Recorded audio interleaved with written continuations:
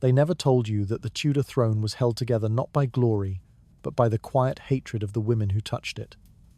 Their rivalries carved deeper wounds than any war, leaving traces the kingdom never admitted. Every smile hid a secret, every crown carried a cost, and every victory left someone buried in silence. Tonight you will walk those corridors and feel the echoes they tried to erase. So, before you feel comfortable, take a moment to like the video and subscribe to the channel only if your heart truly wants to. If you do like it, leave a little comment letting me know what time it is where you are. Now, dim the lights, adjust the pillow to fit your head, maybe turn on a fan to create a relaxing atmosphere, and let's begin this journey together tonight. If anyone were to step quietly into the early Tudor court, the first impression would be a polished world where order seemed to hold every stone in place. The halls glowed with candlelight, the gowns moved like slow waves across the floors, and the women who lived there behaved with the careful restraint expected of those who shared proximity to a king. Yet beneath that stillness lay a truth everyone understood, but few dared to name.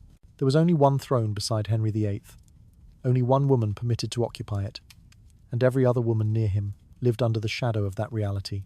They breathed the same air, practiced the same rituals, learned the same expectations, and still knew that the crown would only rest on a single head. That certainty shaped every gesture, every glance, every whisper. What seemed serene was already strained. Those who walked through the palace felt the air pull tighter around them whenever another woman stepped into the king's sight. The position of queen might have looked like safety, but in truth it was an exposed place surrounded by dangers that did not announce themselves openly. The courtiers bowed, the music played, the prayers sounded the same each morning, yet tension threaded through all of it.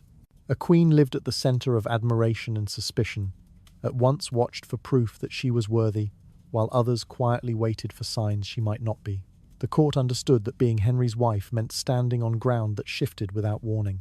His affections rose and fell quickly, and his decisions could overturn a life in the space of a single season. Women entered his world knowing that love was not enough to secure longevity. The crown required heirs influence alliances, and the ability to withstand scrutiny sharper than any blade. Those who failed would be pushed aside, if not through disgrace, then through something far more final. And the women knew this. They saw the risk long before the kingdom admitted it existed. Every woman close to Henry carried a private awareness of the danger. They smiled during feasts, leaned gracefully during ceremonies, and walked with measured elegance, but their minds never rested. They sensed how desire could shift into disappointment, how loyalty could transform into disfavor, and how quickly disfavor could turn into ruin. Yet none of them stepped away. The nearness to power was too intoxicating, and the possibility of becoming the chosen woman too bright to ignore. Even those who claimed no ambition felt the pull. In a court where survival depended on proximity to the king, ambition was often indistinguishable from necessity. The appearance of harmony was one of the greatest illusions in Henry's palace. Anywhere the king paused his attention, tension grew. A queen might have held the crown, but another woman might have held his thoughts, and that alone was enough to thin the air around them. The jealousy that formed between the women was not petty or impulsive. It was the product of a structure that forced them into invisible conflict. Their lives revolved around the whims of one man, and their futures depended on his unpredictable choices. Each woman learned that admiration from the king was both a blessing and a warning. Even in these early years, before the great scandals and executions took shape, the seeds of rivalry had already been planted. The women recognized the pattern long before history recorded it. Henry changed his heart as easily as others changed their garments, and each shift altered the order of the court. As soon as his attention drifted, alliances rearranged themselves. The queen's supporters grew anxious, while the supporters of another woman began to stand straighter, speak louder, and imagine futures that had not been available to them the day before. Nothing stayed still in a world where affection was unstable. The women who served in the court did not need to speak their fears aloud. They saw the truth reflected in one another's faces. They understood what it meant to live in a place where the title of queen was both an honor and a danger. They understood that losing the king's favor meant losing everything, and gaining it meant acquiring enemies they had not chosen. In that environment, kindness became rare, trust became fragile, and appearances became the only shield anyone possessed. Still, the court continued to dress itself in magnificence. Feasts were held, ambassadors were welcomed, prayers were spoken over the kingdom, and processions dazzled the crowds. But behind every celebration lay a quiet truth. The stability of Henry's court rested on a fragile balance maintained by women forced into unspoken rivalry. The crown created a single victor and many potential casualties. That reality shaped every breath taken inside the palace walls. As the early Tudor years stretched on, the appearance of unity began to crack. A glance lasted too long. A sentence curved too sharply. A favour was granted without explanation, and beneath those small shifts, a larger transformation was beginning to take shape. The women understood it before anyone else. They felt the tremor in the court's foundation, a tremor that signaled the first movement toward a future none of them could stop. Everything in these early moments reveals how tension had already begun shaping the world around Henry's women. That quiet strain opens a doorway toward the deeper conflicts waiting within the palace corridors. And somewhere behind those closed chambers, a single woman is preparing to step forward, altering the fate of every other woman beside her. The open struggle between Catherine of Aragon and Anne Boleyn began quietly long before their names became symbols of two opposing worlds. Anne stepped into the king's life, not as an intruder by declaration, but as a presence that grew with unsettling certainty. Every movement she made inside the court seemed to alter the atmosphere, not through confrontation, but through the kinds of shifts that people noticed without speaking about them. She stood at a careful distance from the throne, yet her nearness to Henry made that distance feel smaller each day. The court watched her rise with a mixture of fascination and discomfort, sensing that the line between admiration and disruption was beginning to fade. Catherine held her place with the composure of someone who had carried the crown for many years. The rituals of queenship were familiar to her, shaped by loyalty, experience, and the deep roots of foreign alliances. She had endured miscarriages, political disappointments, and the pressure of producing an heir, yet she remained steady. Her refusal to step aside was not an act of pride, but of identity. She was the king's lawful wife in the eyes of her people and her church, and she understood that withdrawing voluntarily would mean surrendering more than a title. It would mean surrendering history itself. She had no intention of letting that happen.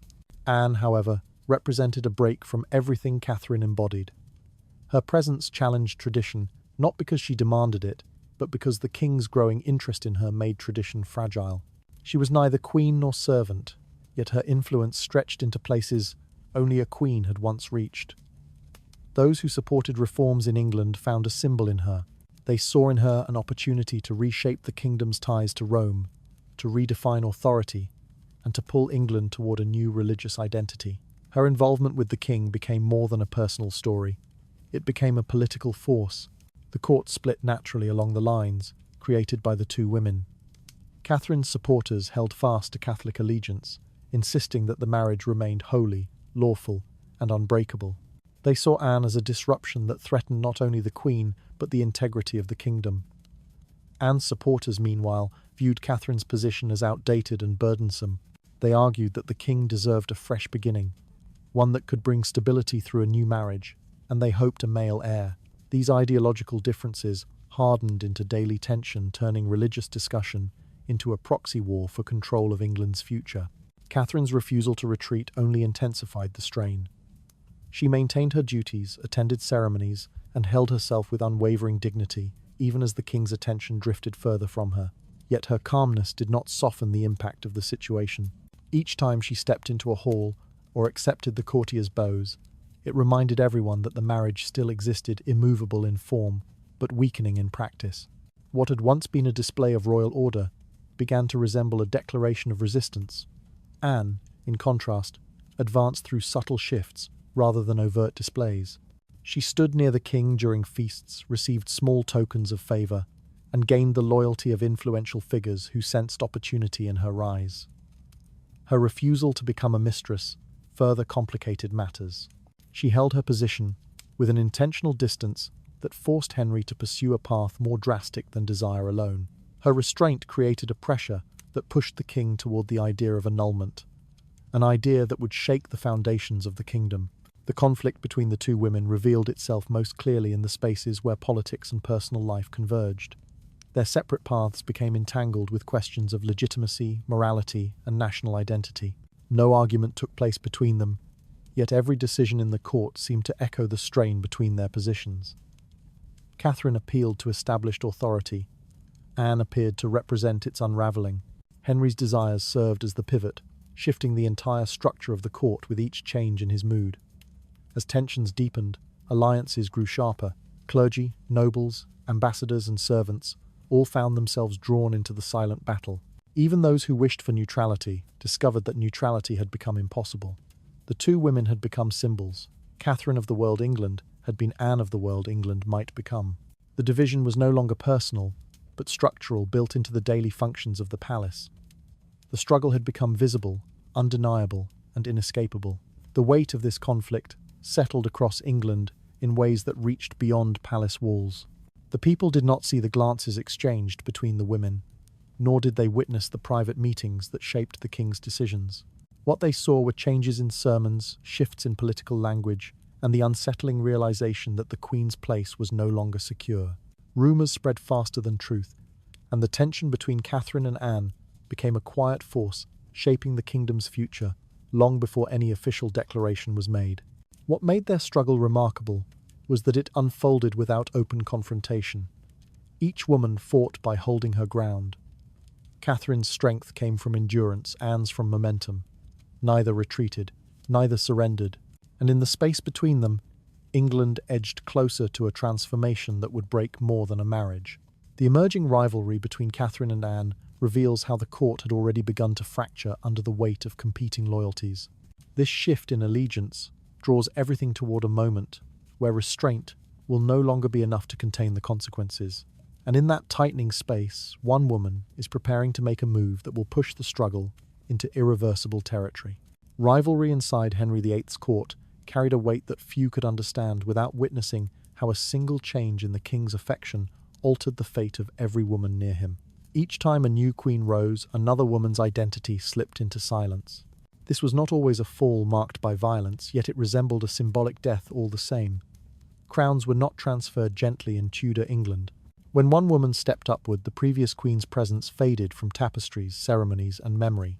It was a quiet erasure, as thorough as any punishment, and everyone inside the court knew it could happen again without warning. Every queen lived with the awareness that her position existed only because another woman had lost hers. That truth lingered in every room where royal steps echoed. Becoming queen meant more than gaining influence. It meant inheriting the resentment left behind by the woman who had fallen. Those who once pledged loyalty to the previous queen shifted their behavior, not always gracefully. Some withdrew to avoid suspicion, while others offered forced courtesy that never concealed their discomfort. Admiration from the king carried danger, because receiving his affection meant disrupting the stability of the woman who came before. Affection inside Henry's palace acted less like comfort and more like a spark dropped onto dry ground. It illuminated a path briefly, then left shadows behind. Queens rose through that light, only to realize how sharply it exposed them to scrutiny. When the court adjusted itself around a new queen, it did so with caution. People whispered about whether her favor would last, whether she would bear a son, whether the king's attention would remain steady or drift toward another face. These questions traveled silently, settling into corners of the palace where anxiety took root. Rivalry among the women grew not from personal hatred, but from a structure that placed them in conflict by default. Sisterhood could not develop in a world where a single throne divided them. Every advancement one woman gained came at the expense of another. Every new wife represented the failure of the previous marriage. Every celebration of rising status carried the shadow of someone else's loss. In this environment, even small interactions felt weighted. A glance lasted too long, a gesture seemed too bold, a moment of praise resonated as a quiet injury to another woman's standing. Queens learned early that losing the king's affection meant losing everything attached to it. Reputation, alliances, influence, and safety all shifted with the king's mood. A woman who lost his interest risked watching her identity unravel publicly. Supporters distanced themselves. Families re-evaluated their positions. Servants spoke carefully in her presence. The world that once celebrated her suddenly softened its voice, preparing for her disappearance. The process happened slowly at first, then quickly, until her presence felt like an echo inside the halls she once ruled. Henry's unpredictability intensified this fear. His passions formed quickly and ended abruptly, leaving women uncertain of their stability even during prosperous moments. A queen might feel secure for a season, then realize that one decision, one disappointment, or one accusation was enough to shift her world entirely. Those who came after Catherine of Aragon understood how sharply a marriage could collapse. Those who came after Anne Boleyn learned that collapse could end not in exile but in death.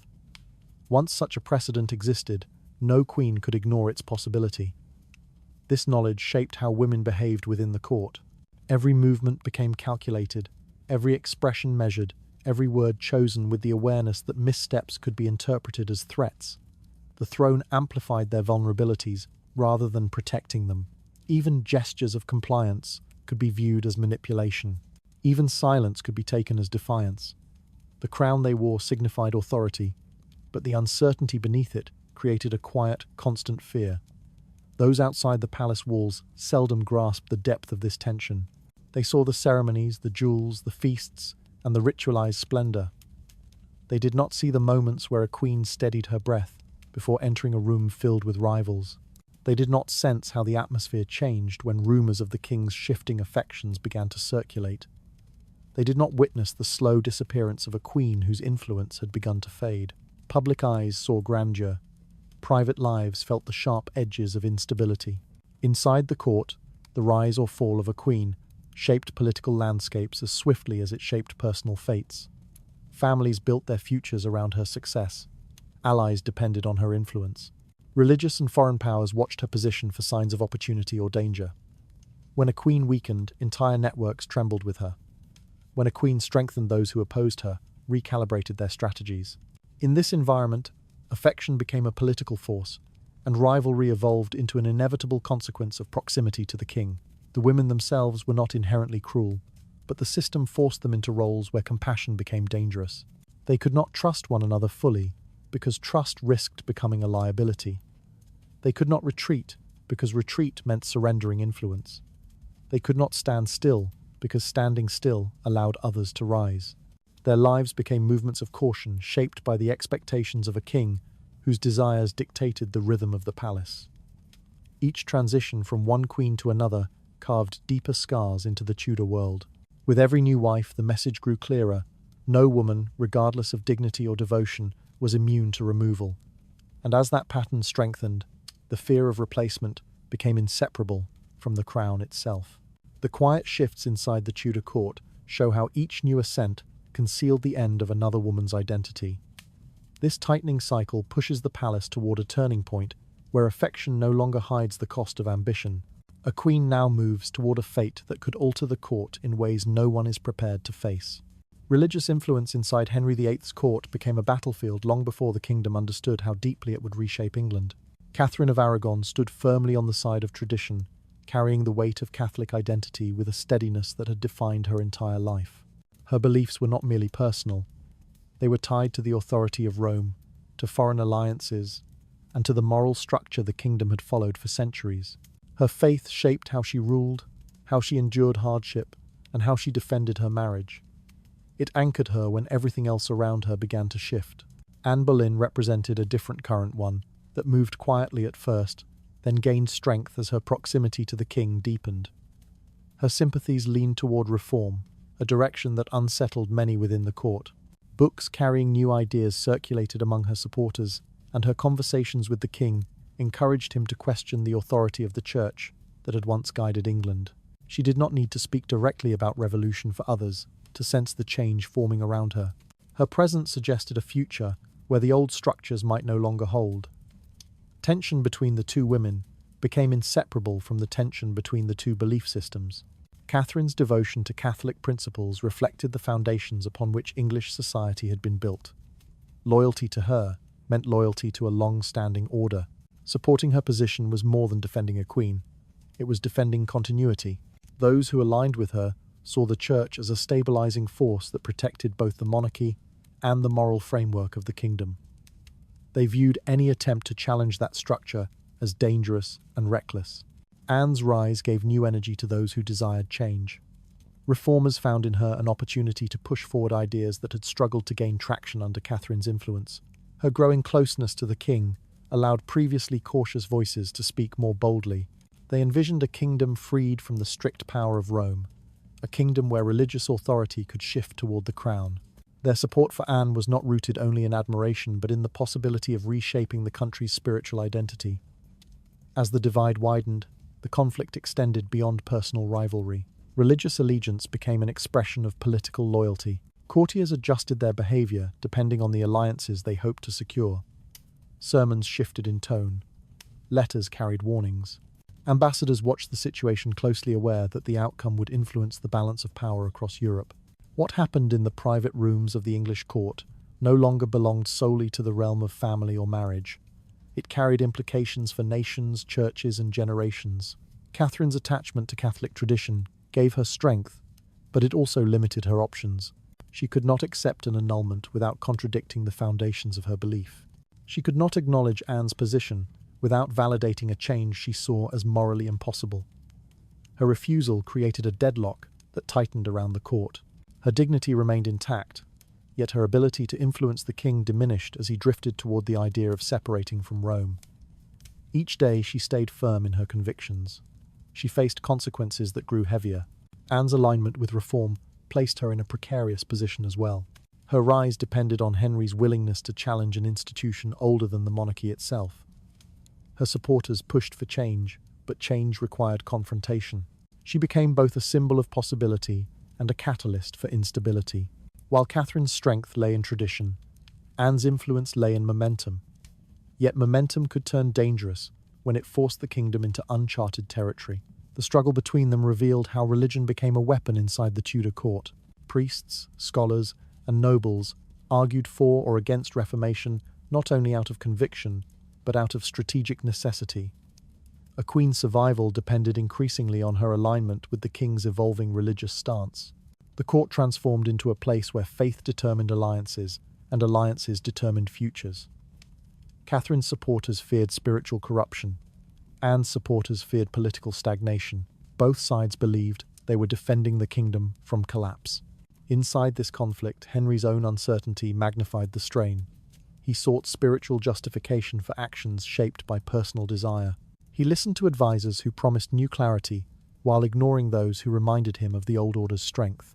His internal struggle was reflected in the shifting tone of the court, a tone that grew heavier as the divide between Catholic and reformist identities deepened. What began as a religious debate evolved into a force capable of tearing apart both church and state. The battle for influence did not break into physical violence, yet its effects were piercing. Relationships fractured, trust dissolved. Daily life inside the palace became an exercise in careful steps, where a misplaced opinion could lead to isolation or punishment. Each woman carried her beliefs with conviction, yet conviction alone could not determine the outcome. The king's final decision would create winners and casualties, and both sides understood that no middle ground existed. What made this moment crucial was how religion intensified the rivalry that had already taken shape. Catherine defended a world that had guided her since childhood. Anne embodied a direction that promised transformation. Their conflict was no longer contained within their personal circumstances. It echoed through a nation preparing to confront a different kind of future. The struggle for influence became the struggle for England's soul. This escalating religious divide reveals how personal rivalry turned into conflict, reshaping every corner of the Tudor court. Growing pressure pushes the kingdom toward a decisive break that no tradition or reform can soften. One moment draws near, poised to bend faith and power into forms no one inside the palace is prepared to face. Anne Boleyn's ascent had once felt unstoppable, shaped by the momentum of change and by Henry's unwavering attention. Yet court life shifted with unsettling speed, and soon a new presence began to draw subtle lines of tension through the palace corridors. Jane Seymour appeared first as a quiet figure, a woman who performed her duties with precision and restraint, someone whose gestures blended into the routine of service. Nothing about her seemed threatening at a glance. Her silence, her lowered gaze, her measured movements all created the impression of obedience. But the court noticed when Henry's eyes lingered on her, and silence took on a different meaning. Jane's role, as Anne's lady-in-waiting, placed her in proximity to a queen who already lived under immense pressure. Anne recognized shifts more quickly than most. She had risen through similar shifts herself. When Jane received small signs of the king's favor, Anne felt the faint but unmistakable tremor that had once worked in her own advantage. A hand extended too gently, a word spoken with unnecessary softness, a moment when Jane stepped forward, instead of withdrawing. All of these details pressed against Anne's awareness. The Queen understood the danger of such changes better than anyone. Fear settled into Anne's days with increasing weight. She sensed that her position, already destabilized by political opposition, and the failure to produce a male heir, was beginning to loosen further. Jane's composed demeanor gave little away, yet it made her rise more threatening. Unpredictability could be confronted, quiet certainty could not. Jane offered nothing that Anne could openly challenge. She did not seek recognition, did not speak boldly, did not display ambition. Her restraint made her appear blameless, which created an advantage more powerful than any declaration of intent. The court observed the emerging contrast between the two women.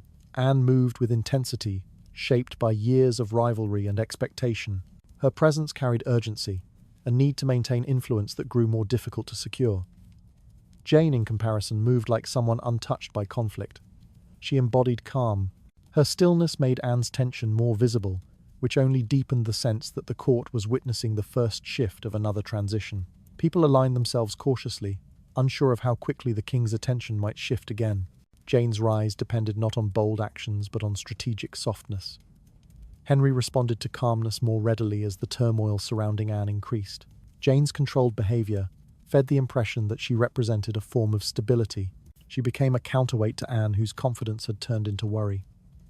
Ambassadors and nobles noticed the shift. Their letters described a queen under pressure and a lady-in-waiting gaining proximity that no one dared question openly.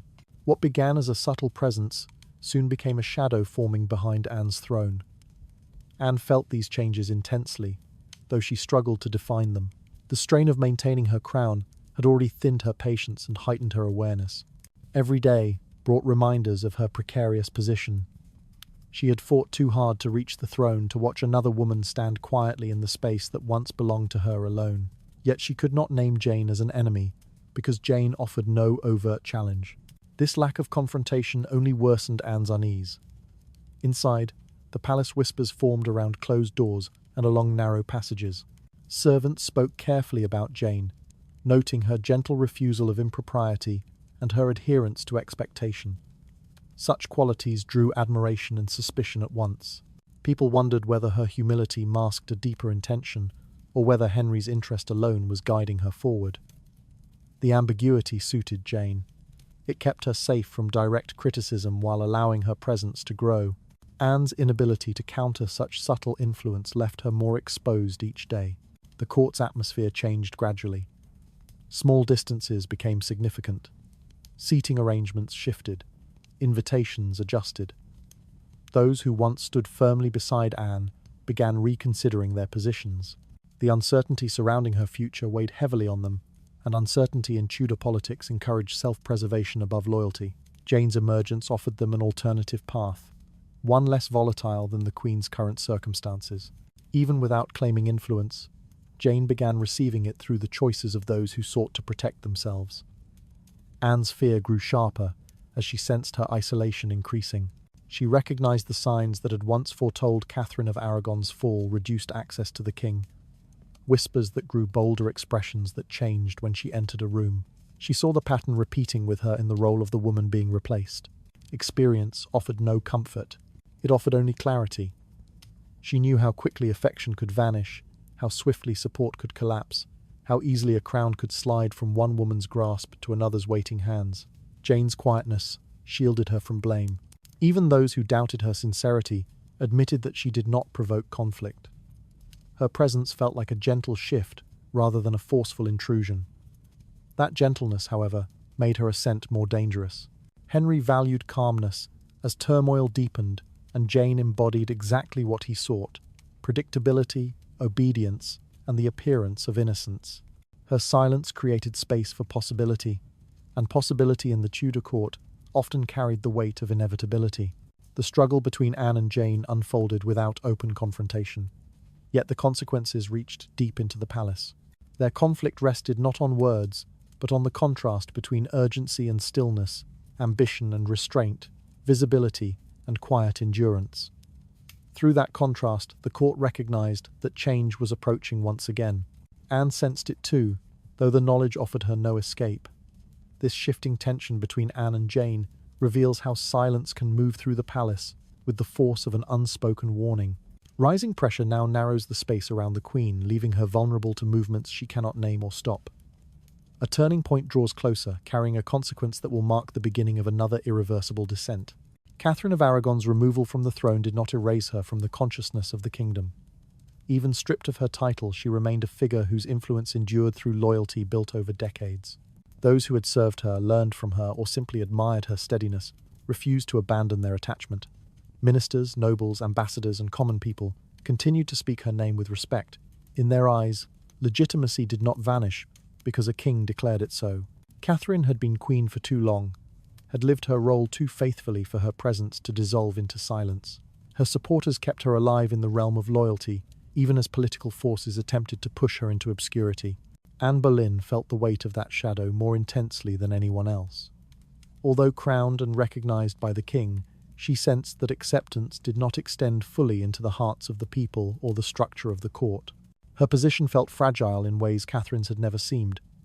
Many viewed Anne not as a rightful successor, but as the force that displaced a beloved queen. The title she wore carried the burden of controversy. Every step she took reminded her that legitimacy is not secured by ceremony alone. It must be granted by the world watching. And in the eyes of many, she remained the woman who disrupted a sacred marriage. Catherine's continuing influence reached Anne through the smallest signs. Courtiers who bowed to Anne with formal respect still spoke Catherine's name with softness. Letters from foreign courts mentioned Catherine with unwavering regard. Priests offered prayers that favoured the old queen's position, without explicitly naming her.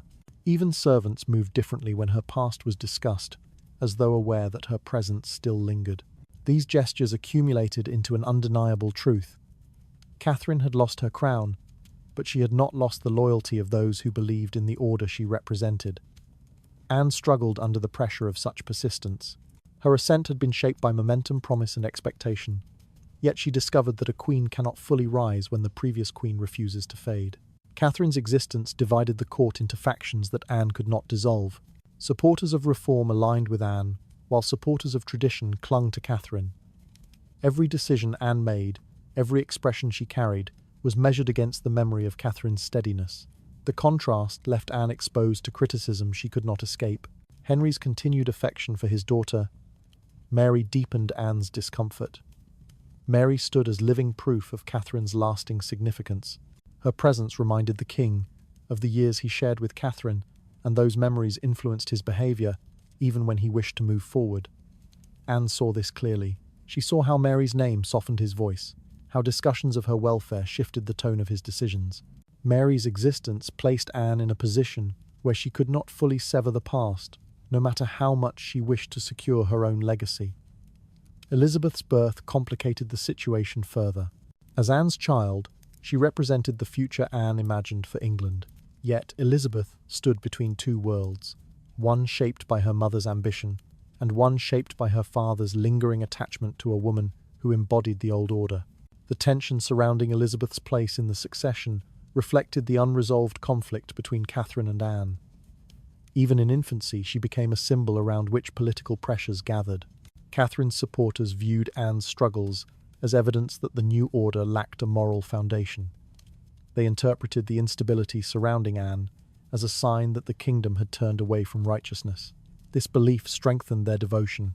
They sent letters of comfort to Catherine, spoke her name with loyalty, and continued to insist that her marriage had never been broken in the eyes of God. This quiet rebellion created an undercurrent of resistance that travelled through churches, homes, and diplomatic circles. Anne recognized that no amount of effort could change these loyalties. She could not rewrite Catherine's history, nor could she replace the emotional bond Catherine had built with the kingdom. The more Anne tried to assert her authority, the more she encountered resistance shaped by nostalgia, grief, and conviction. Her crown rested on unstable ground, and Catherine's continuing influence ensured that the instability never eased. Even in isolation, Catherine's dignity strengthened her symbolic presence. She refused to yield to the pressures placed upon her. She prayed, wrote letters, and maintained her identity as queen in spirit, even when deprived of the title. Observers recognized her endurance and interpreted it as a sign of righteousness.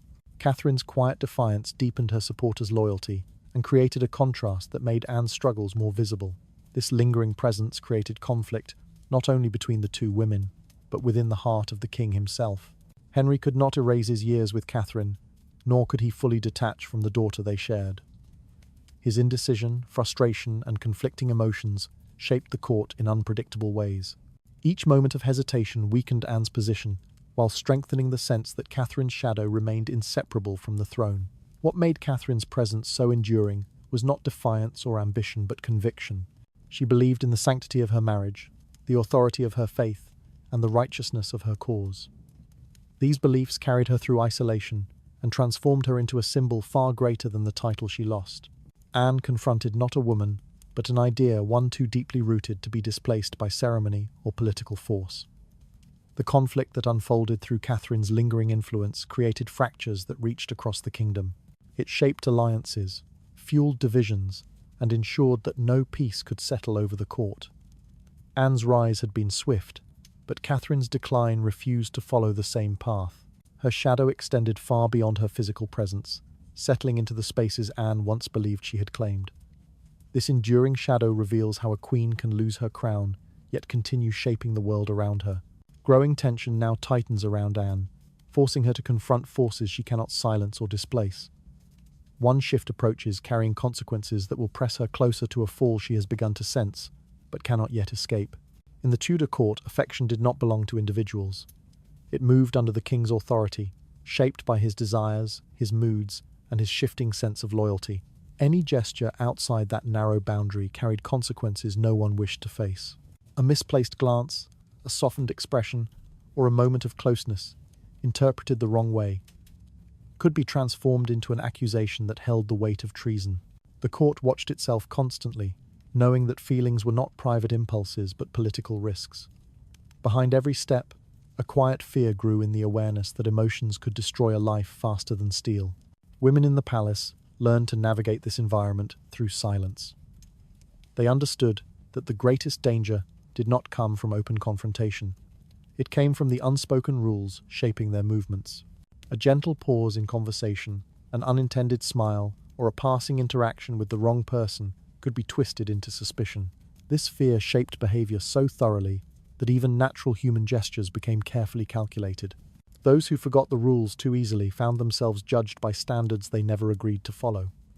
The king's presence intensified these pressures. His shifting affections determined the atmosphere in every chamber. When he favored one woman, others became targets of scrutiny. When he grew impatient or restless, his frustration traveled through the palace and settled onto those who carried the least protection. Everyone understood that his desires controlled the court's rhythm. The women surrounding him were expected to respond to these changes without error. A mistake was not simply a social misstep. It could transform into an accusation influencing their status, their safety, and sometimes their existence. Anne Boleyn lived within this tension more sharply than most. Her position had been secured through the king's affection, but that same path made her vulnerable to every shift in his mood. She knew how quickly a single moment could alter her future. Those watching her also understood this. Supporters of Catherine waited for any sign of instability, hoping to push Anne toward a fall. In such an atmosphere, suspicion multiplied easily. A quiet conversation could be misread. A pause in the presence of another nobleman could become evidence for enemies eager to use anything available. Jane Seymour's growing presence intensified the sense of danger surrounding Anne. Jane maintained a calm, controlled demeanor that attracted little criticism. Her silence, however, created uncertainty. Observers projected meaning onto her restraint, interpreting it as grace or caution depending on their alliances. Anne recognized this shift early, sensing that the court's attention could pivot quickly. The tension between the two women developed not through open conflict, but through the subtleties of behavior, posture, and observation. Every glance held potential for misinterpretation. Other women in the palace faced similar challenges, though with fewer protections. Ladies in waiting, noble daughters, and visiting relatives all existed within this fragile system. They could be targeted by jealousy from rivals, anger from the king, or suspicion from the court. Their greatest defense was invisibility, yet even that offered no guarantee. Silence was a fragile shield, easily broken by rumors, accusations, or simple misfortune. Many learned to live with fear woven into their daily routines. The court's culture rewarded those who controlled their emotions perfectly. A steady expression became a form of survival. Women who managed to maintain a consistent presence gained slight advantages. Those who displayed even a hint of vulnerability or unintended warmth risked having their behavior interpreted as rebellion. Under these conditions, affection became something compressed and hidden, existing only where it could not be observed. The palace functioned through performance, and failure to uphold that performance carried real danger. As relationships shifted, suspicion intensified. A woman praised by the king one day might be isolated the next. Rivals tracked these fluctuations, adjusting their strategy accordingly. Some used subtle techniques to undermine others, sending quiet messages, withholding support, or offering carefully timed kindness that drew unwanted attention. Acts of aggression usually took the form of silence, restraint, or redirection, rather than physical confrontation. Emotional injuries accumulated, gradually building toward consequences that seemed inevitable. The fear of wrongful interpretation extended beyond the women themselves. Families associated with them faced risks as well. A woman accused of impropriety might bring shame or suspicion onto her relatives. This possibility created pressure for flawless behavior. Women felt responsible not only for their own safety, but for the stability of their entire households. Every step they took carried implications far beyond their personal lives. Inside this environment, affection became a commodity controlled by the king. His approval or disapproval shaped the daily atmosphere. Women waited for signs of favor or frustration, adjusting themselves to his unpredictable temperament. The palace responded to every shift, creating cycles of anxiety that built into the very structure of court life. Many learned to suppress their true feelings completely. Their survival depended not on sincerity, but on precision. In such a world, love became an accusation waiting to be made. Any hint of emotional connection outside the king's authority could be twisted into evidence of betrayal. Women learned to fear their own impulses, knowing that a simple glance might condemn them. The absence of defined rules made the danger even greater. Without clear boundaries, guilt became something that could be assigned rather than proven. This uncertainty created a climate in which silence served as the only safe expression.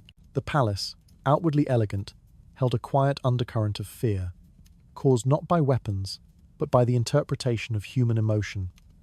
Relationships existed within invisible borders, and those borders could shift without warning. Women who navigated this world successfully did so through detachment, careful observation, and an unwavering awareness of the dangers surrounding them. Their survival depended on understanding that affection in the Tudor court did not belong to them. This scrutiny over every gesture reveals how tightly controlled emotional life became within the Tudor palace. Pressure now gathers around those who must navigate these rules, while hoping their restraint will be enough to keep them safe. Tension moves forward toward an event poised to expose conflicts no silence can fully contain. Anne Boleyn entered the Tudor court each day, aware that many women around her viewed her with steady disapproval. Their expressions rarely shifted, their posture never softened, and their presence communicated a form of resistance that required no words. These noble women had been shaped by years under Catherine of Aragon, a queen whose steadiness matched the traditions they valued. Anne represented disruption to them, not only in the change of queen, but in the change of practice, culture, and loyalty surrounding the throne. This quiet opposition built itself into the atmosphere of the palace, settling into corners where no voice needed to speak for tension to remain visible. Her position did not grant her the acceptance she hoped for. Instead, it made her more vulnerable to criticism shaped through small gestures and quiet gatherings. Women who greeted her with formal courtesy shifted their conversations the moment she passed. Their glances held scrutiny rather than admiration. They saw her as someone who had risen quickly through the king's affection, rather than through lineage. This perception created distance that widened over time. Anne felt this not through confrontation, but through the restraint of those around her. Their silence felt heavier than a direct accusation. The label of witchcraft followed her closely, whispered not through superstition alone, but through fear of her influence over the king. Some believed she manipulated him to reshape the religious direction of England. Others believed she used charm rather than righteousness to secure her place on the throne. These women used the term to undermine her legitimacy. They repeated it quietly enough to avoid danger, but frequently enough to imprint suspicion. The rumor spread through halls, corridors, and private gatherings, shaping the way others interpreted Anne's every action. Her isolation deepened because noble women held powerful social influence. Their gatherings determined acceptance, respect, and connection within the court. When they distanced themselves from Anne, others followed. Servants adjusted their behavior. Younger ladies in waiting took cues from their elders. Even foreign visitors sensed the division and adjusted their approach accordingly. The palace became divided into those who supported Anne and those who remained loyal to the memory of Catherine. In this environment, Anne found fewer allies than she expected. Her actions were examined under stricter standards than anyone else's. A smile interpreted as arrogance. A moment of frustration is seen as instability. A small request is viewed as overreach. The tension between Anne and the noblewomen became a structure shaping daily life. Minor gestures carried meaning. Routine interactions felt loaded. Anne moved with the awareness that countless eyes monitored her posture, her tone, her presence. Even a pause could be misinterpreted. The hostility remained subtle but constant. The noblewomen's disapproval did not rely on direct conflict. Instead, it operated through exclusion. Invitations were withheld. Ceremonies continued without her involvement. Alliances formed without her knowledge. These quiet actions built a collective opposition more powerful than open confrontation. The women did not need to announce their intentions. Their consistency created a network of resistance that weakened Anne's influence gradually. Anne understood that their behavior stemmed from loyalty to Catherine, discomfort with reform, and fear of instability. Yet understanding did not ease the pressure. She had stepped into a role surrounded by expectations she could not fulfill. Those who opposed her viewed her presence as temporary, unstable, and undeserved. Their resistance made her crown feel heavier than she expected. Each day reinforced the sense that she remained a visitor within spaces she should have commanded. Her frustration grew in proportion to her isolation. She sensed that every misstep strengthened her opponents. Her efforts to command respect often produced the opposite effect. The noblewomen observed her reactions with steady, calm, interpreting her tension as evidence of weakness. Their composure amplified her sense of vulnerability. She found herself bound within a circle of opposition that did not attack openly but restrained her ability to act with freedom. Court politics magnified this tension. Noble families aligned themselves according to their perception of the Queen's stability. Those who doubted her longevity avoided supporting her openly. They feared punishment if she fell. As a result, Anne's influence weakened, even among those who might have supported her. She faced opposition from those who disapproved of her morally, socially, or politically. The court's structure worked against her quietly, but consistently. Within this atmosphere, Anne's isolation transformed into a form of pressure that altered her behavior. She became more cautious, more reactive, and more aware of every expression she carried. Her attempts to maintain authority felt strained. She recognized that the noblewomen's disapproval had shaped the entire palace, creating a collective stance that left her vulnerable. Their silence formed a barrier she could not cross, no matter how firmly she held her title. This conflict grew without visible confrontation. It developed through glances, posture, and decisions made without explanation. Both sides lived within the tension, shaping their actions in response to one another. Anne felt the distance widen as days passed. The noblewomen remained steady, knowing their loyalty to tradition gave them a sense of stability the new queen lacked. The court watched, interpreting these small movements as signs of broader conflict. This quiet opposition reveals how isolation can dismantle authority even when power appears secure. Pressure now surrounds Anne from within the very circles she hoped to command, tightening into patterns she cannot easily disrupt. Conflict deepens further, moving toward shifts that will expose vulnerabilities already forming beneath her fragile crown. Jane Seymour moved through the Tudor court with a steadiness that drew little attention at first. Her presence lacked the sharpness that surrounded Anne Boleyn, and she carried herself with a calm that made it easy for others to underestimate her. This quiet approach allowed her to exist without provoking suspicion. She did not seek direct influence. She did not challenge anyone openly. Her movements remained contained, controlled, and gentle. In a palace where expressions were constantly examined, she presented almost nothing to interpret. That restraint became her advantage.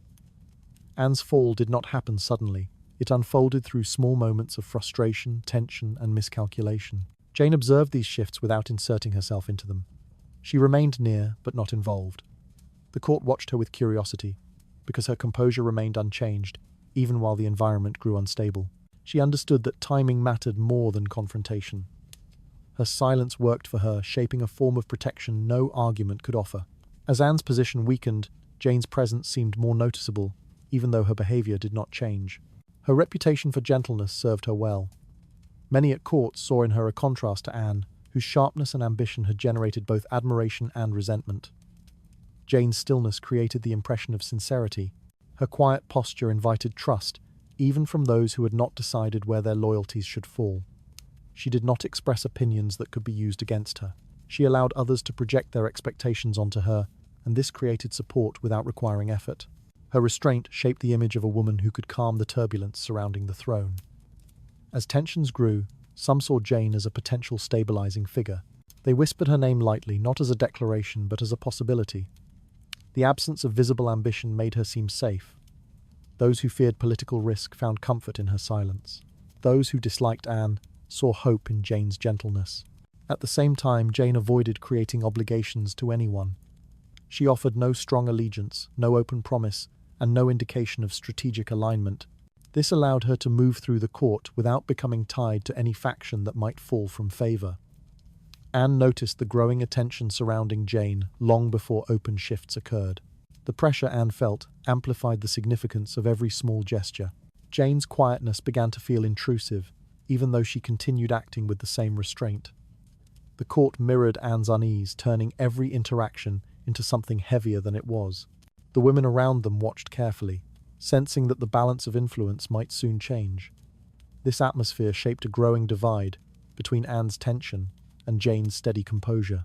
Jane did not escalate the situation. She did not speak against Anne, and she did not position herself as a rival. Her silence allowed the court to shape its own interpretations without her involvement. This created the impression that she carried no intention beyond performing her duties. Observers projected meanings onto her actions, believing she represented modesty and tradition. Others believed she symbolized a return to order. Her actual intentions remained hidden behind the calm she maintained. As Anne's authority weakened, people shifted their attention more easily toward Jane. They saw in her an accessible alternative. Ministers approached her cautiously, measuring her reactions. Ladies of the court adjusted their behavior around her. Servants followed the subtle patterns forming through rumor and observation. These movements created momentum without requiring her participation. Jane became the center of quiet speculation without ever presenting herself as a contender. Her lack of a faction became an advantage. No group claimed her as their representative. No alliance risked exposing her to conflict. She moved independently, untouched by the political weight that had crushed others before her. Those who approached her did so because they believed she might become important, not because she sought them out. This created a type of influence that formed without being requested. People found themselves drawn to someone who had not asked for their attention. As Anne struggled, Jane's perceived innocence grew stronger. Her soft demeanor contrasted sharply with the tension filling the palace. That contrast became part of her rise. The more Anne reacted to pressure, the more the court viewed Jane as a calm alternative. Those who disliked Anne made this contrast louder. Those who feared instability found relief in Jane's steady presence. Every shift created conditions that strengthened the impression of her suitability. Jane remained cautious. She avoided participating in discussions that could be used against her. She avoided forming bonds that could be interpreted as alliances. Her quiet behavior protected her from suspicion. She did not interfere with events surrounding Anne. She did not present herself as a solution. She simply existed with enough composure to seem reliable when the court searched for stability. The king's growing attention toward Jane formed the final stage of her rise. His interest developed gradually, shaped by frustration with Anne and attraction to Jane's calmness. Jane did not reject the attention, but she also did not pursue it. Her restraint created an impression of purity. Observers interpreted her behavior as obedience. The court began adjusting itself around this new possibility. The shift unfolded quietly, without confrontation, without open struggle. Jane's position strengthened not through ambition, but through timing, observation, and silence. She allowed the court to move toward her, rather than pushing herself toward the court. Her image as the quiet woman became the foundation of her influence. She stood in the background until the moment the palace needed someone who seemed untouched by conflict. In that moment, she appeared not as a rival to Anne, but as a stable alternative. Her rise reflected the way power often moves silently, shaped more by perception than declaration. This quiet ascent shows how influence can form without effort when the court grows tired of tension.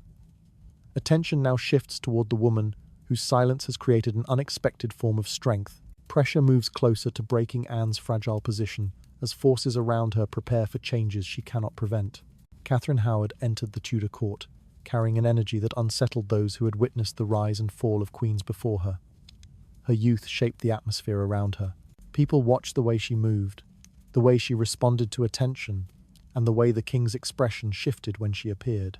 Her presence brought a softness that contrasted sharply with the tension left behind by Anne Boleyn and the restraint carried by Jane Seymour. To many, she represented a return to pleasure after years of conflict. This impression made her rise quickly, but also made her vulnerability visible from the start. Her influence rested on appearance and charm, which created both admiration and unease.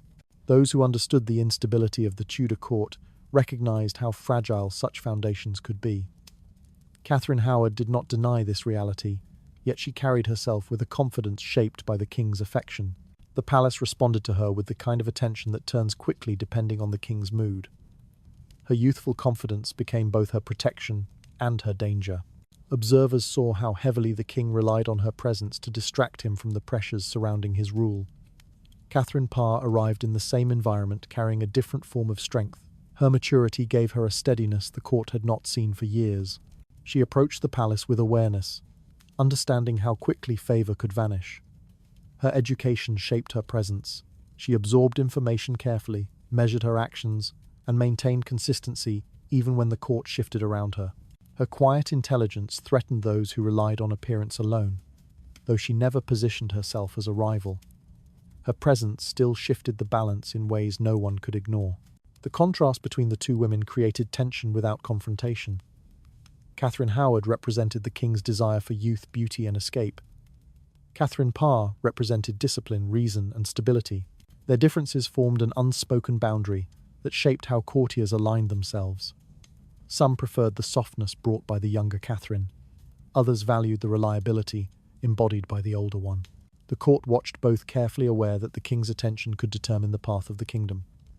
Rumours collected around Catherine Howard more quickly than around Catherine Parr. Her youth invited curiosity, and curiosity invited scrutiny. Courtiers spoke of her in quiet groups, interpreting her gestures through the lens of expectation. They looked for signs of miscalculation. They waited for any weakness that could shift the court's balance. She sensed this and tried to maintain composure, but her reliance on the king's affection left her exposed. When he grew restless or distracted, her position felt increasingly uncertain. Catherine Parr's presence, by contrast, created stability. She moved deliberately, avoiding actions that attracted unnecessary attention. Her ability to maintain calm during tense moments made courtiers trust her, even those who did not align with her politically. She understood the risks of being queen, and prepared herself for consequences that others might overlook. Her caution shaped her survival. She did not allow emotions to change her behavior in public. She carried herself with the awareness that every day in the palace required vigilance. The king responded differently to each Catherine. With Howard, he reacted through emotion and distraction. With Parr, he behaved with a mixture of respect and expectation. These differences signaled to the court how each woman would be treated. People adjusted their allegiances accordingly. Some aligned with Howard in hopes of gaining favor through her youth. Others aligned with Parr, expecting the king to eventually seek stability again. These choices created a silent division within the palace. Catherine Howard's vulnerability grew more noticeable as the court's attention intensified. Those who supported her could not protect her from the implications of her youth. She lacked the experience needed to navigate the court's unspoken rules. Her reliance on charm created expectations she could not always fulfill. The king's interest could elevate her one moment and endanger her the next. When whispers began to circulate, she felt the weight of doubt pressing into her routines. Catherine Parr remained steady in this atmosphere. She observed events without inserting herself into conflicts. Her neutrality gave her protection. She did not challenge Howard's position. She did not attempt to shape court movements.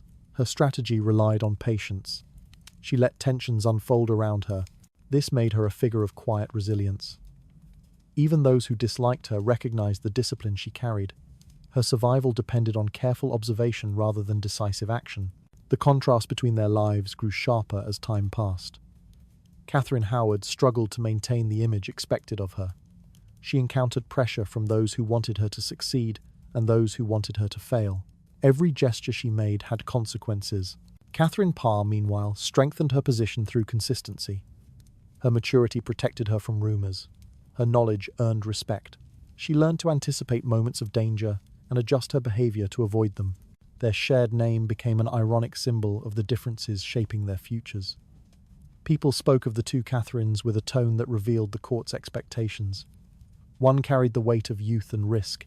The other carried the weight of responsibility and endurance. Their stories intertwined through the king's shifting attention, but their paths reflected opposite ways of surviving. Catherine Howard felt pressure rising around her. Catherine Parr prepared for the possibility that fate might call her to the center of power. The palace observed their movements with a level of interest shaped by fear, curiosity, and memory.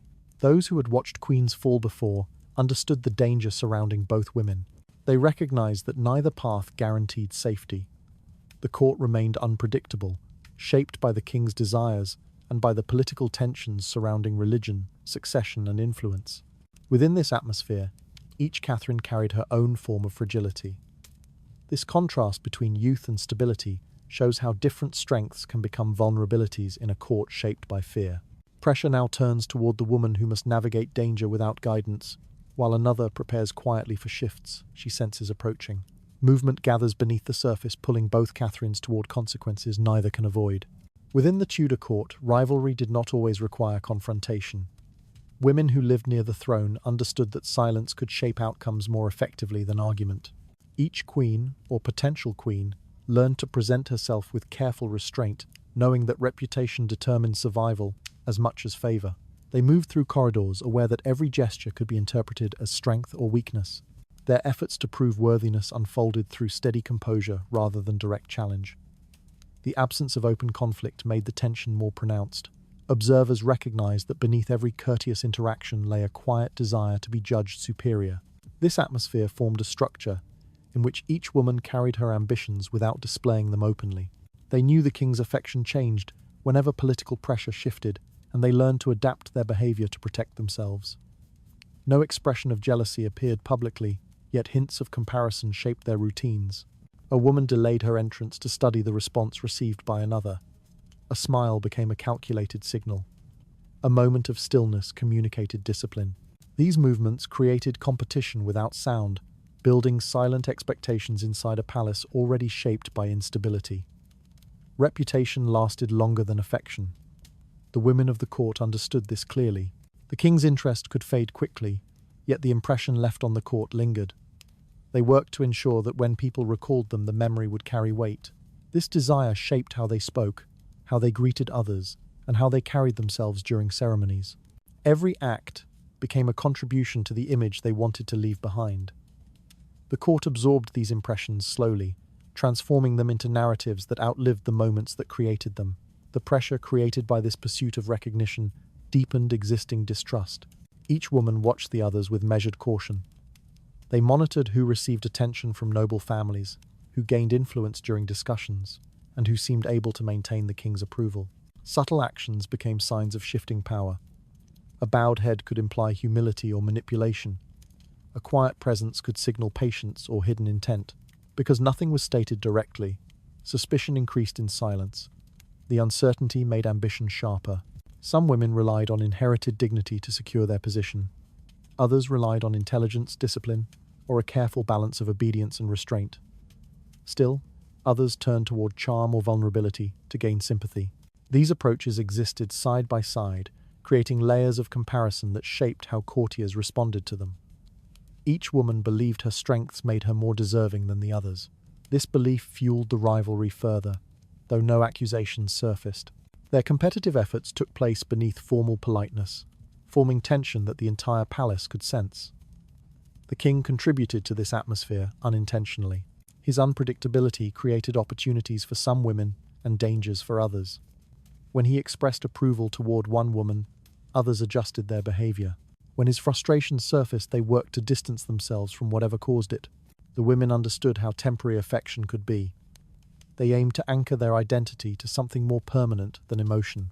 They sought recognition that remained intact, even after the king's attention shifted elsewhere. Within this quiet landscape of ambition, jealousy formed gradually. It appeared not in accusations, but in actions meant to strengthen one's position without confrontation. A woman might demonstrate greater discipline during ceremonies, hoping courtiers would compare her favorably. Another might engage with religious advisors to show moral steadiness. Another might display calm when rumors spread around her. These controlled responses created contrast with rivals who struggled under pressure. The court noticed these contrasts and interpreted them in ways that influenced future events. As the rivalry deepened, the differences between the women became more pronounced. Some managed their role with a level of poise that impressed those around them. Others reacted more visibly to stress, revealing vulnerability. These disparities shaped the court's expectations. Observers began predicting outcomes based on behavior alone. They watched who maintained composure during uncertainty, who adapted quickly during change, and who seemed likely to endure. Even the smallest gesture is built into these predictions. Women positioned near the king understood that their legacy mattered more than the temporary comfort of being favored. They knew the court would judge them long after their influence ended. This desire for remembrance shaped their ambitions. They hoped their names would remain attached to righteousness, wisdom, or strength. The rivalry between them became a pursuit of permanence. While affection might bring immediate reward, reputation determined how they would be interpreted by history. And each woman worked quietly to secure a place within that judgment. This competition existed not only between individuals but within the structures of the court itself. Ladies-in-waiting mirrored the behavior of the queens they served. Noble families adjusted their alliances based on which woman seemed more stable. The entire palace became a network of shifting loyalties shaped by silent comparison. These movements created patterns of tension that spread beyond the women themselves, influencing decisions, relationships, and the broader atmosphere of the kingdom. The women involved in this rivalry did not seek to destroy each other directly. Instead, they aimed to demonstrate greater worthiness. Their silence became the battlefield. Their restraint became their weapon. They worked to maintain dignity in the hope that others would falter. In moments of pressure, they revealed their strength, not through words, but through the way they carried themselves. This method of competition made every interaction more meaningful, more controlled, and more dangerous. This pursuit of lasting recognition reveals how rivalry grew even when no woman dared to speak of it openly. Tension now gathers around those who struggle to maintain dignity in a court that rewards silence as much as ambition. Shifts approach within these quiet movements, shaping consequences not yet visible to those who believe they remain safe. Families surrounding the Tudor queens understood that the rise of one woman could elevate an entire lineage just as her fall could dismantle it. Their involvement rarely appeared in open gestures. Instead, it passed through letters, discreet conversations, and carefully timed actions that shaped influence without direct exposure. Each family viewed the queen's status as a form of political currency. When their daughter or sister gained favor, they gained access to decisions, appointments, and opportunities that would otherwise remain unreachable. This created a constant pressure on the women at the center of power, who carried not only their own ambitions but the expectations of their entire households. Brothers and uncles monitored every shift in court atmosphere, hoping to position themselves advantageously. They observed which ministers gained influence and which factions weakened. Marriage became a tool used to strengthen alliances before they were needed. Families sought connections that could survive political change. In doing so, they ensured that whatever direction the court moved, they would not be left vulnerable. These decisions often occurred without consulting the queens themselves. Their relatives acted independently, believing they understood the risks better than the women who lived inside the palace. When a queen held stable favor, her family behaved with confidence. They made arrangements, requested positions, and supported policies that strengthened their influence. Their authority grew more secure as long as she remained in the king's favor. Courtiers recognized these patterns and adjusted their own behavior accordingly. They visited the queen's relatives, offered support, and built alliances that might later protect their own interests. The balance of the court shifted not only through the queen's actions, but through the network surrounding her. Yet this advantage carried danger.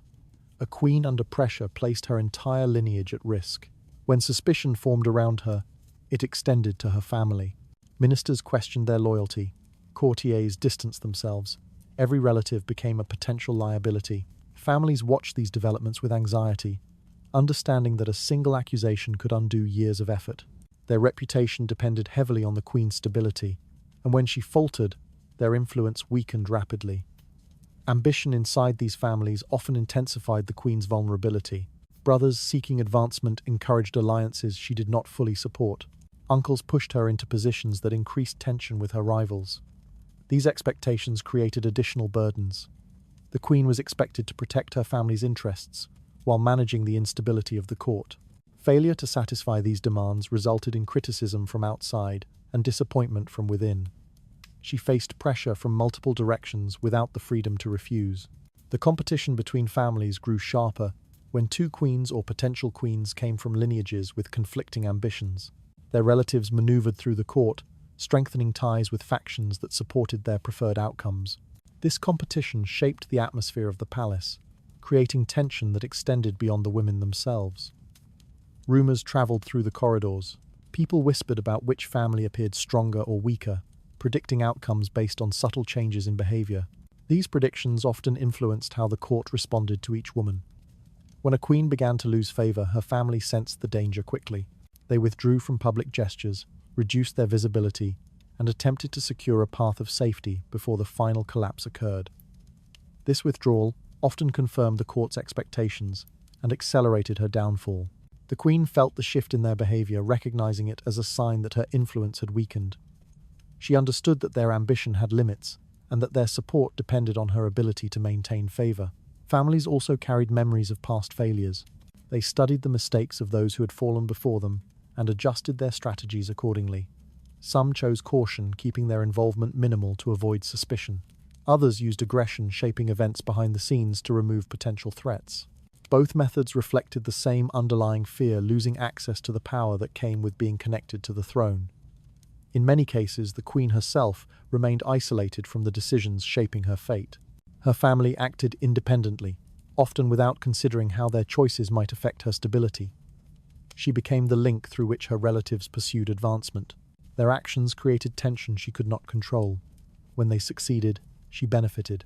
When they failed, she bore the consequences. This imbalance formed a quiet burden that accompanied her throughout her time at court. As ambitions intensified, families grew more willing to sacrifice alliances when necessary.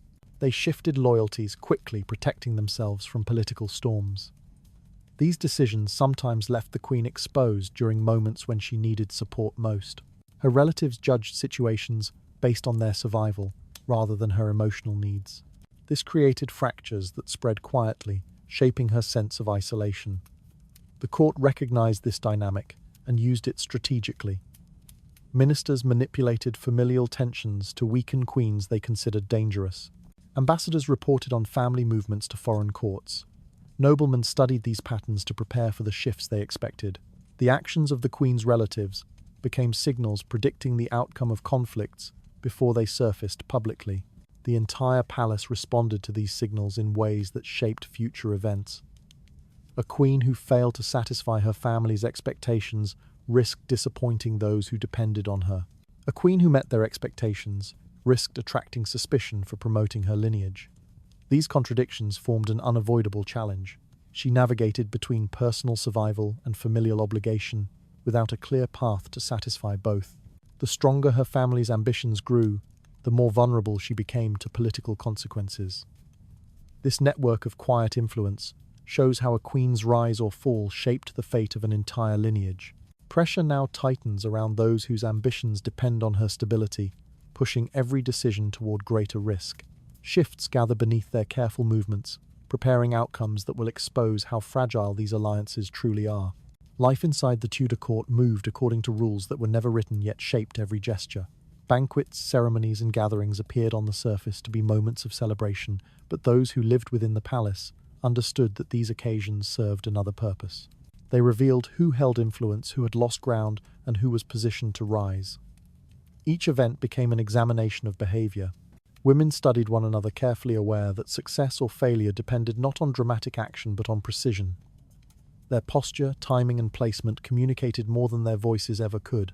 At banquets, the arrangement of seats mattered more than the conversation. The closer a woman sat to the king, the more visible her influence became. Others in the hall observed this arrangement with steady attention. A shift of one seat forward or backward created speculation. Even a small change signaled a difference in the king's regard. The women felt the weight of these decisions. Their reactions remained controlled, yet they understood that the court measured their worth through these quiet placements. Every banquet carried the potential to either affirm or challenge their position. These gatherings highlighted the subtleties of Tudor politics. Women presented themselves in a way that emphasized discipline, elegance, and respect for court expectations. They studied the room before entering, positioned themselves where attention might fall, and adjusted their expressions to match the atmosphere. When one woman appeared to gain favor, the others responded by strengthening their own composure. Nothing happened openly. Ambition lived beneath, practiced calm. Success belonged to those who managed their presence with precision. Dancing, which appeared to be a simple part of celebration, carried its own risks. A misstep during a performance could shift opinions quickly. Nobles interpreted such mistakes as signs of carelessness or instability. Women moved through dances with the awareness that they were being evaluated by more than the king. Courtiers considered coordination, control, and confidence. A misplaced movement could become a weakness that others could use to their advantage. The dance floor became a silent stage where reputation could rise or fall. The women who lived within this environment learned to track every detail. They observed who the king noticed during a banquet, whose presence softened his expression, and whose absence went unmentioned. Each sign provided the information they needed to maintain their position. They used this knowledge to adjust their behavior during future events. Even small corrections shaped how others interpreted their standing. Nothing about these gatherings remained casual. Every moment contributed to the hierarchy inside the palace.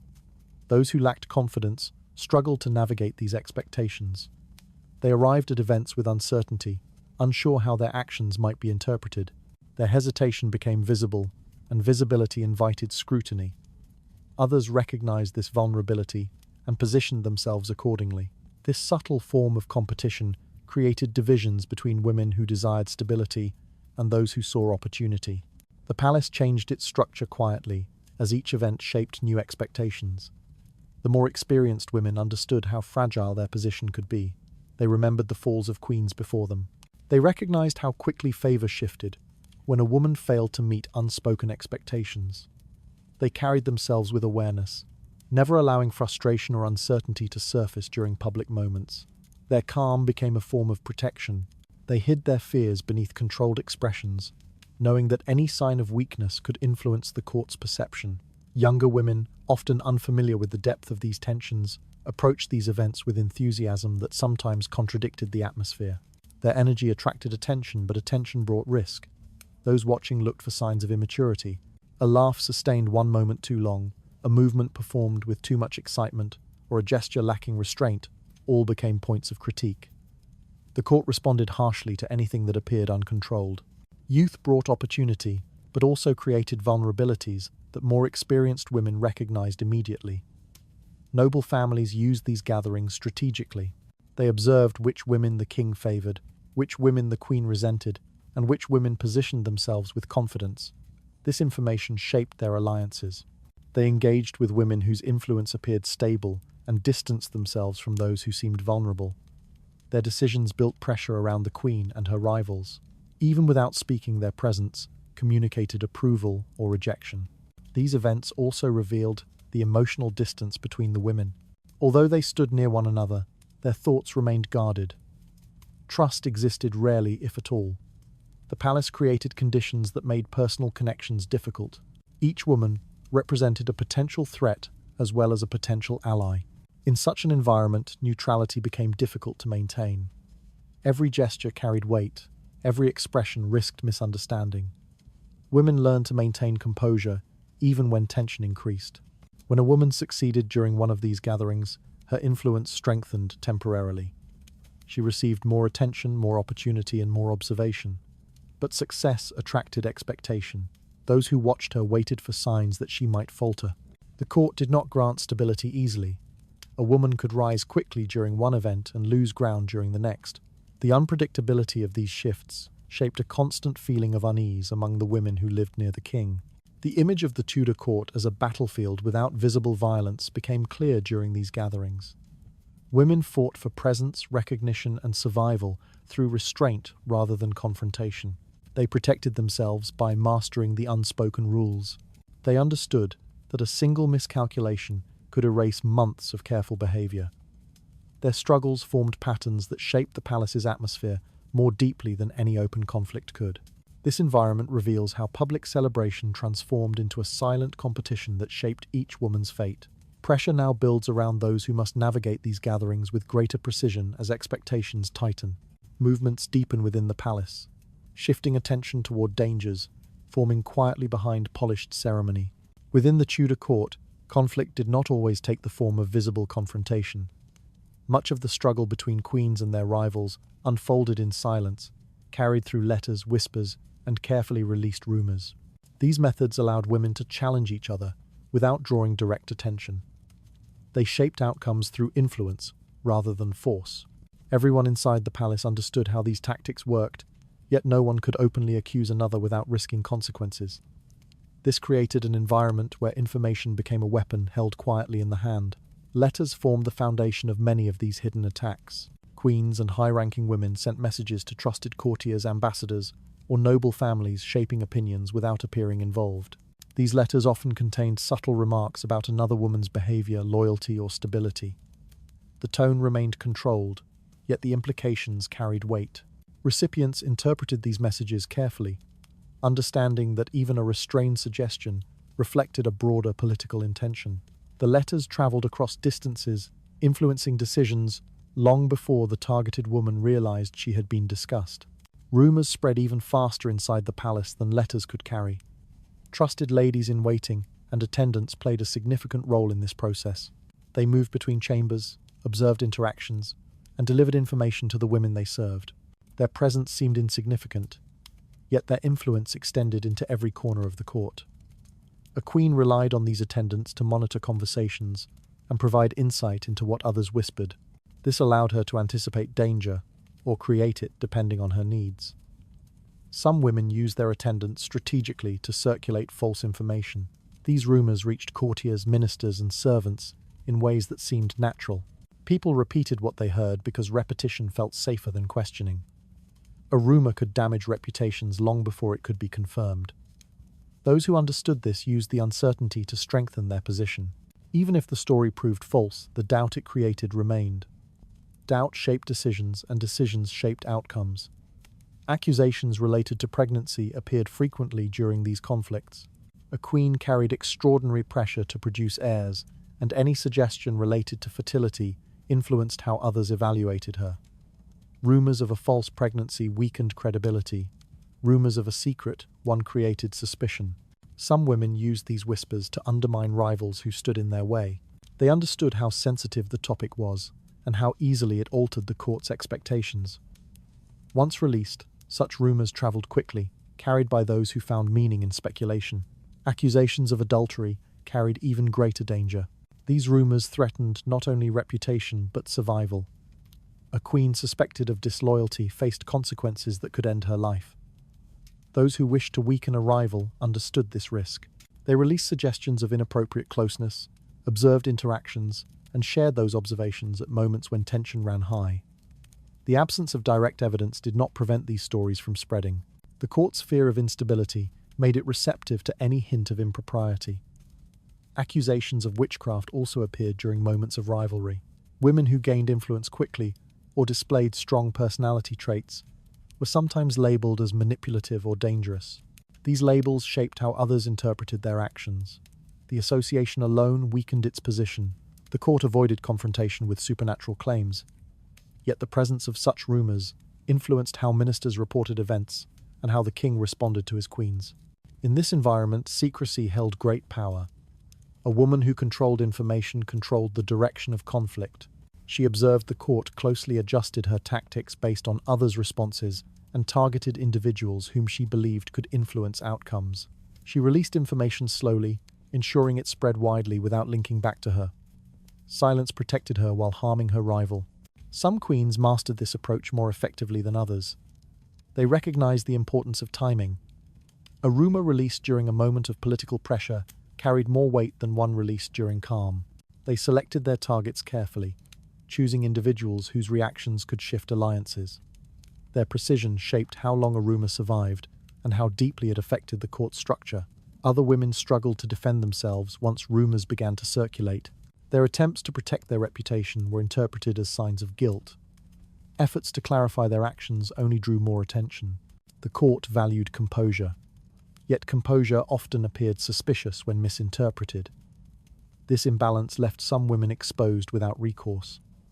Their status weakened, gradually shaped by forces they could not see clearly.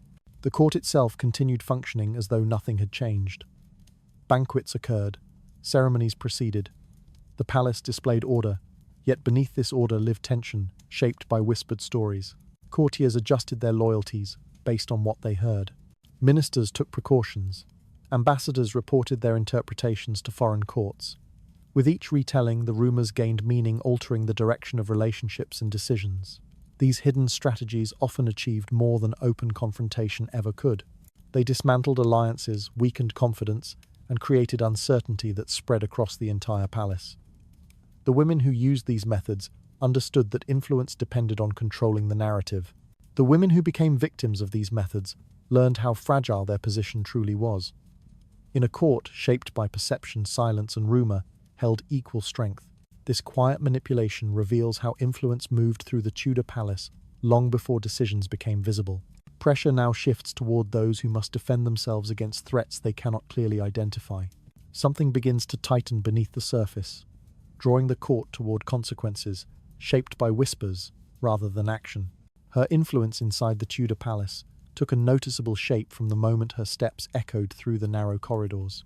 Anne Boleyn had become a familiar figure of authority, yet the presence standing behind her, quiet, calculated, restrained, carried its own quiet weight. Jane Seymour moved gently, always observing, always adjusting her posture to seem harmless.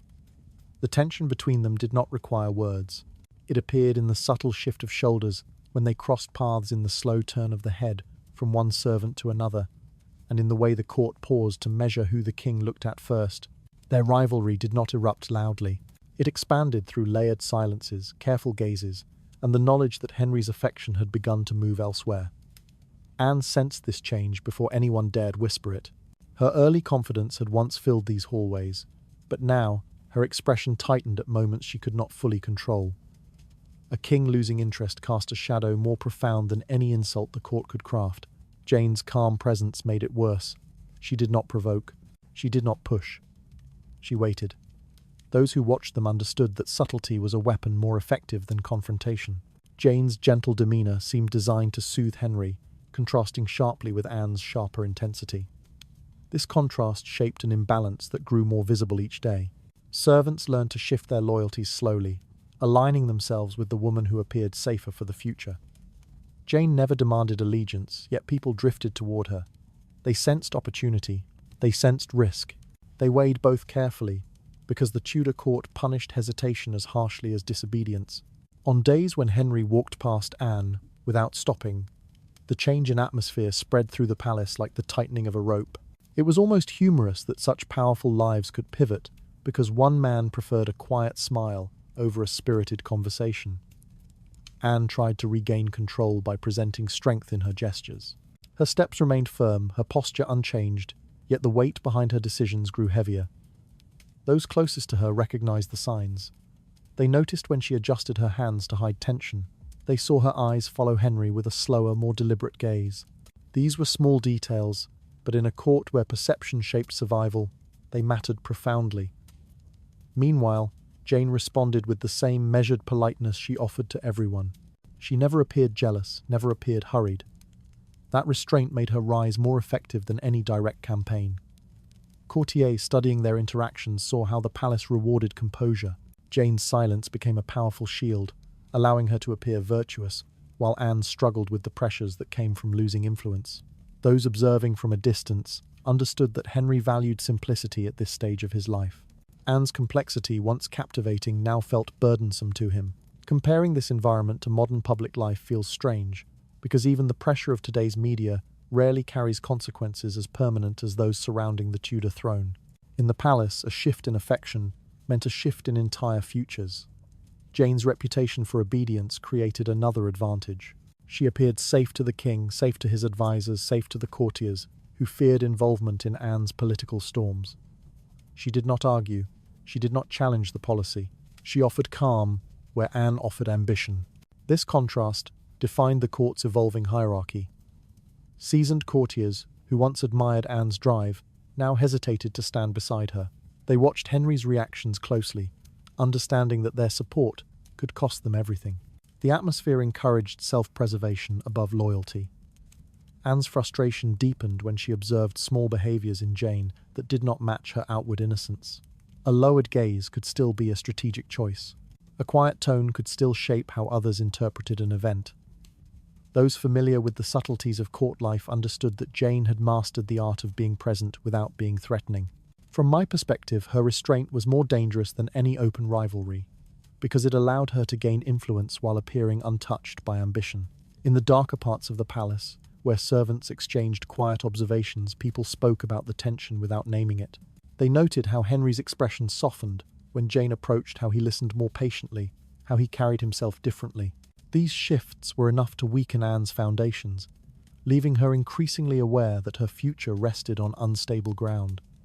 Every corridor she walked seemed narrower, every gesture more calculated.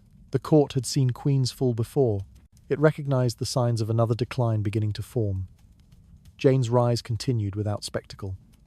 It advanced through patience and timing. She knew that Anne's declining favor created openings she did not have to force. Her role was simply to remain steady, to remain unthreatening, to remain visible in the moments that mattered most. Those watching her learned how power could grow in silence, not in declaration. The momentum turning against Anne became clearer each day, though she tried to keep her composure intact. She was a queen, surrounded by expectations, and expectations became heavier when the king stopped supporting them. Their rivalry never produced loud confrontations in the hallways. It existed in the quiet, where intentions shaped outcomes long before decisions were spoken aloud. The Tudor court was not built on fairness. It was built on perception, timing, and the shifting nature of a king's preferences.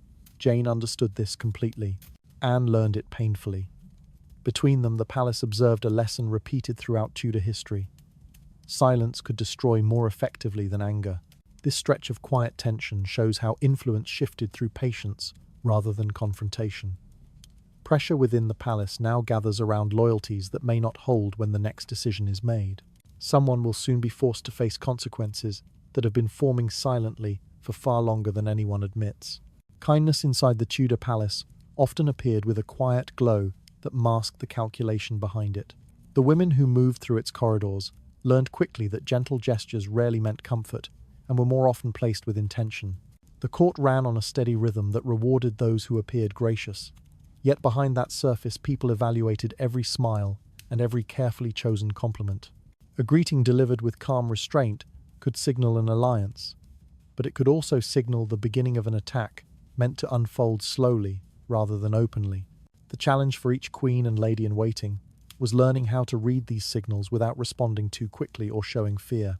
The palace encouraged such restraint because open conflict would have disrupted the order expected by Henry and by the nobles who supported him.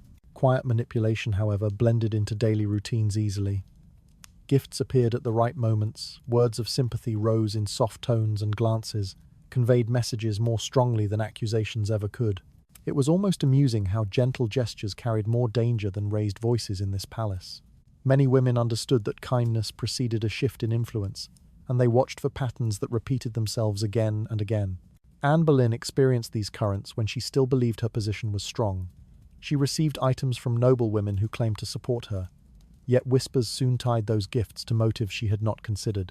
A small token might be labeled as an attempt to manipulate her, and silence about its meaning could be interpreted as guilt. Courtiers observed everything, and every conclusion they drew changed the standing of the person being watched. Anne began to measure her responses carefully, though caution rarely slowed the spread of rumour. Jane Seymour paid close attention to how kindness worked long before she replaced Anne. Her calm presence allowed her to watch without exposing her thoughts, and she learned how small actions shaped the court's view of each queen. Gifts given too publicly looked desperate. Gifts given too privately looked suspicious. Compliments spoken at the wrong moment created tension where none had existed before. On the surface, these errors seemed trivial, yet in a place where the king's attention determined survival, no gesture could be ignored. Some women documented what they received, hoping the records would protect them in the future. Others refused gifts politely, though refusal often created insult. Accepting kindness could be dangerous, but rejecting it could be equally damaging depending on who observed the exchange. The court functioned like a network of constantly shifting judgments, and kindness served as both a weapon and a shield depending on the moment. This environment felt closer to modern corporate politics than many people today would expect, only with consequences far more severe. Younger women entering the palace for the first time often misread these gestures. They assumed kindness meant genuine support and reacted with openness that made them vulnerable. Older courtiers watched this with steady expressions, having already learned that the safest response to kindness was caution. New arrivals eventually realized that kindness came with expectations, and those expectations could trap them before they understood what they had agreed to accept. Catherine Howard faced this quietly when she entered the court with her youth and charm. She received encouragement that appeared warm, yet many of those who encouraged her also monitored how Henry reacted to her. Support became a tool to see whether she could be useful, and once suspicion grew around her behavior, that same support disappeared rapidly, replaced by distance, disguised as courtesy. Catherine Parr encountered a different version of the same pattern. Her intelligence earned respect, yet the kindness she received carried political weight, leaving her to navigate alliances that shifted beneath her. The court's routine never changed even as queens rose and fell. Meals continued, ceremonies continued, greetings continued. The danger lay in the small changes no one announced. A woman who smiled at another for months suddenly grew distant. A longtime ally delivered a gift that did not match previous choices. A blessing normally offered in passing appeared with exaggerated warmth. These small inconsistencies revealed far more than public statements ever did. From my perspective, the most striking part of this world was how normal everyone considered these patterns, as though danger belonged naturally to every polite exchange. Kindness shaped the palace more deeply than anger because it hid motives better. Anger exposed itself quickly. Kindness softened its edge and created confusion before the true intention appeared. Many queens understood this too late. Their rivalries unfolded through these gestures rather than through open confrontation. Once a queen sensed that kindness had turned against her, recovery became nearly impossible. The court had already absorbed the shift, and even neutral courtiers adjusted their behavior quietly to protect themselves. By the time consequences appeared publicly, the groundwork had already been set through dozens of small, pleasant encounters. Each gesture seemed harmless, yet together they formed the chain that tightened around a chosen target. Queens watched it happen to others and feared the moment it would happen to them. Survival required constant attention, steady composure, and an understanding that no gesture, no matter how soft, arrived without meaning. The Tudor palace thrived on this tension, creating an atmosphere where kindness became a warning rather than comfort. It shaped every woman's daily life, guiding how they moved, how they spoke, and how they interpreted those around them. In such a place, trust weakened and careful silence became the safest form of protection. This quiet generosity reveals how easily danger could hide beneath polite gestures inside the Tudor palace. Tension deepens around those who must decide whether kindness signals safety or the beginning of collapse. A shift now gathers around Anne of Cleves, whose presence will unsettle the court in ways no one is ready to acknowledge. Jane Seymour remained a presence that lingered over the Tudor court long after her death, her memory shaping expectations in ways that weighed heavily on every queen who followed. She was the one who achieved what no other wife of Henry VIII had managed. She gave the king a son. This single fact elevated her into a realm of reverence that was difficult for others to challenge. Even though her life ended soon after childbirth, the idealized image of her motherhood continued to circulate through the palace, settling into conversations, prayers, and political calculations. Her absence became a symbol of perfection, untouchable and unrepeatable, silently pressuring those who stepped into her place. It is almost ironic how a woman who lived so briefly at the height of power cast the longest shadow. The court remembered Jane as gentle, obedient, and virtuous qualities that aligned with the king's preferred vision of queenship.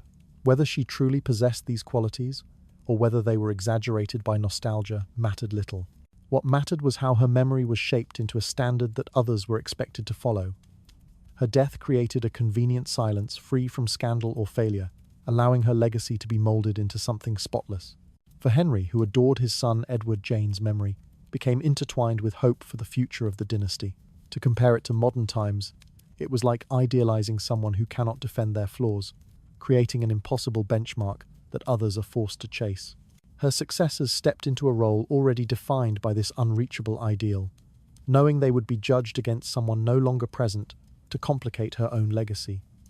The queens who came after her felt this pressure deeply. Anne of Cleves, despite her diplomatic marriage, understood immediately that her inability to give the king another son placed her at a disadvantage. Catherine Howard's youth and charm were no protection against the constant comparisons whispered behind her back.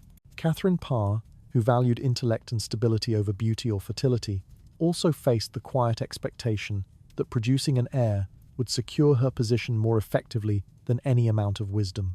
These women lived with the knowledge that Jane's brief success was something they might never achieve, and this awareness influenced every decision they made at court. Jane's image was strengthened by the king's personal grief. Henry spoke fondly of her, kept her memory close, and ensured that her name was mentioned with respect. This praise carried political consequences. Nobles used Jane's name to strengthen their positions, aligning themselves with her family when advantageous.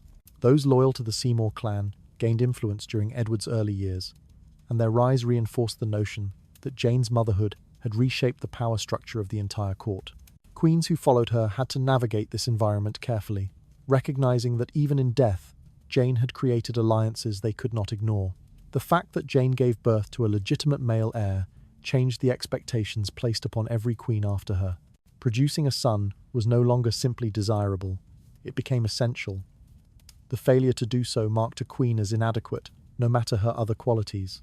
Court gossip intensified these expectations, turning childbirth into a political battleground. A queen's value was measured not by her character or loyalty, but by her ability to secure the dynasty. This truth hung over the palace like a veil, influencing not only the personal lives of the queens, but also their relationships with factions and nobles who sought to benefit from potential heirs. The emotional weight of this comparison took its toll. Each queen understood that Jane's portrayal as the perfect mother was partly built on circumstances they could never replicate. Jane died before facing the complexities of the king's shifting temper, the danger of court intrigue, or the unpredictable political landscape. Her memory was anchored to a moment of triumph, untouched by future disappointments. The women who followed had to live with the reality of court life, knowing they were measured against a version of Jane shaped by idealization rather than truth. I find it telling that silence and absence can build a myth more powerful than actions witnessed in life. Still, Jane's influence extended beyond memory. Her son Edward symbolized stability in a dynasty plagued by uncertainty. His birth justified the king's decisions, validated the Seymour family, and reshaped the political alliances surrounding the throne.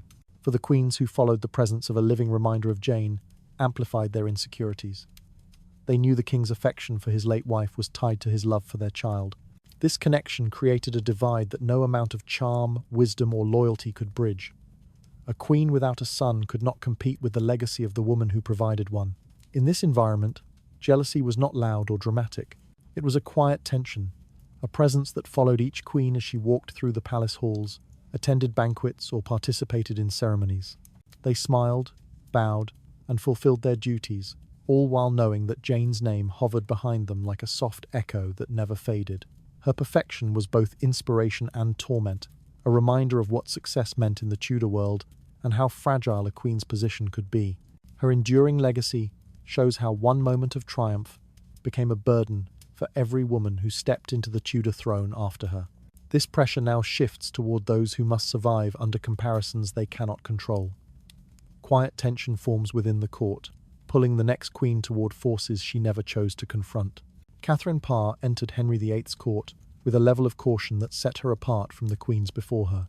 She had witnessed the downfall of Anne Boleyn, the quiet rise and early death of Jane Seymour, the swift dismissal of Anne of Cleves, and the brutal end of Catherine Howard.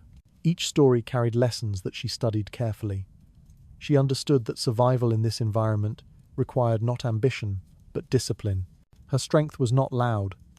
It lay in her ability to observe, interpret, and respond with precision. She stepped into her role, knowing that any miscalculation, however small, could lead to disaster. It is almost ironic that restraint became her most powerful weapon in a place where boldness once promised glory. From the beginning, Catherine Parr avoided anything that might resemble open scheming. The court was filled with factions, whispers, and shifting loyalties, and she kept her distance from the most volatile disputes. Instead of pushing forward her own agenda, she studied the movements of nobles, listened quietly to news from council meetings, and paid attention to minor changes in the king's mood. It was this attentiveness that allowed her to remain steady through the complexities of Tudor politics. At a time when danger could arise from misinterpreted gestures, she crafted an image of stability.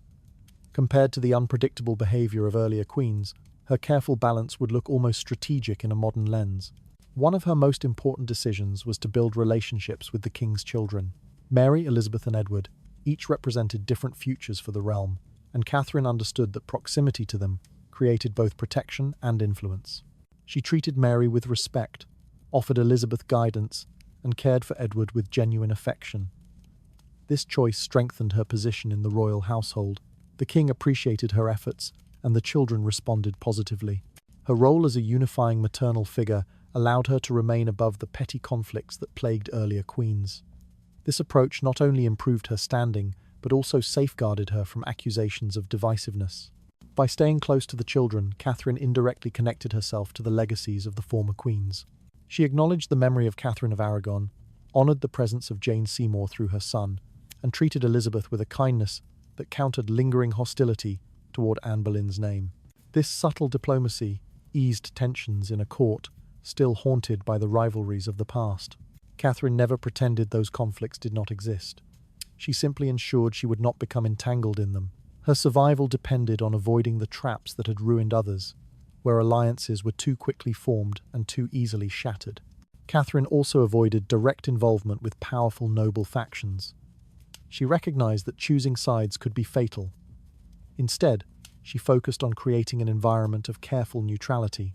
Courtiers found her approachable but not easily swayed, gracious but not overly generous, intelligent but not threatening. She cultivated the impression of a queen concerned primarily with harmony and learning. Her interest in humanist texts and theological discussions gave her a reputation for intellect rather than manipulation. Still, she was aware that even harmless interests could provoke suspicion. Henry had previously condemned Anne Askew and others for views he once tolerated. Catherine therefore adjusted her public behaviour to match the king's shifting expectations. Her survival instinct was most evident in how she responded to danger. When her theological beliefs brought her under scrutiny, she immediately softened her stance, positioning herself not as a reformer, but as a dutiful wife seeking spiritual guidance. This slight adjustment allowed her to escape a fate that might have mirrored the tragedies of queens before her. Catherine understood the unpredictable nature of Henry's temperament and avoided challenging him directly. In a court where pride had ended lives, humility became a shield. Her ability to observe rather than react gave her an advantage other queens lacked. She recognized patterns in the king's behavior, identified individuals who posed hidden risks, and avoided displays of jealousy or rivalry. While previous queens had fought for dominance, Catherine fought for stability. Her restraint was not a sign of weakness but a deliberate strategy. She knew that chaos often rewarded those who stayed still long enough for others to destroy themselves. Catherine's greatest achievement was her longevity. She remained Henry's wife until his death, a rare outcome in a marriage history marked by annulments, executions, and swift replacements. Her success was not built on charm or beauty, but on foresight. She recognized the dangers embedded in every gesture of court life and adapted accordingly. I find it remarkable how surviving the Tudor palace often required silence more than strength. By the time Henry died, Catherine had secured a place of respect. She had not given the king a son, but she had helped the royal children reconnect with their father and one another. Her presence offered the court a brief period of calm.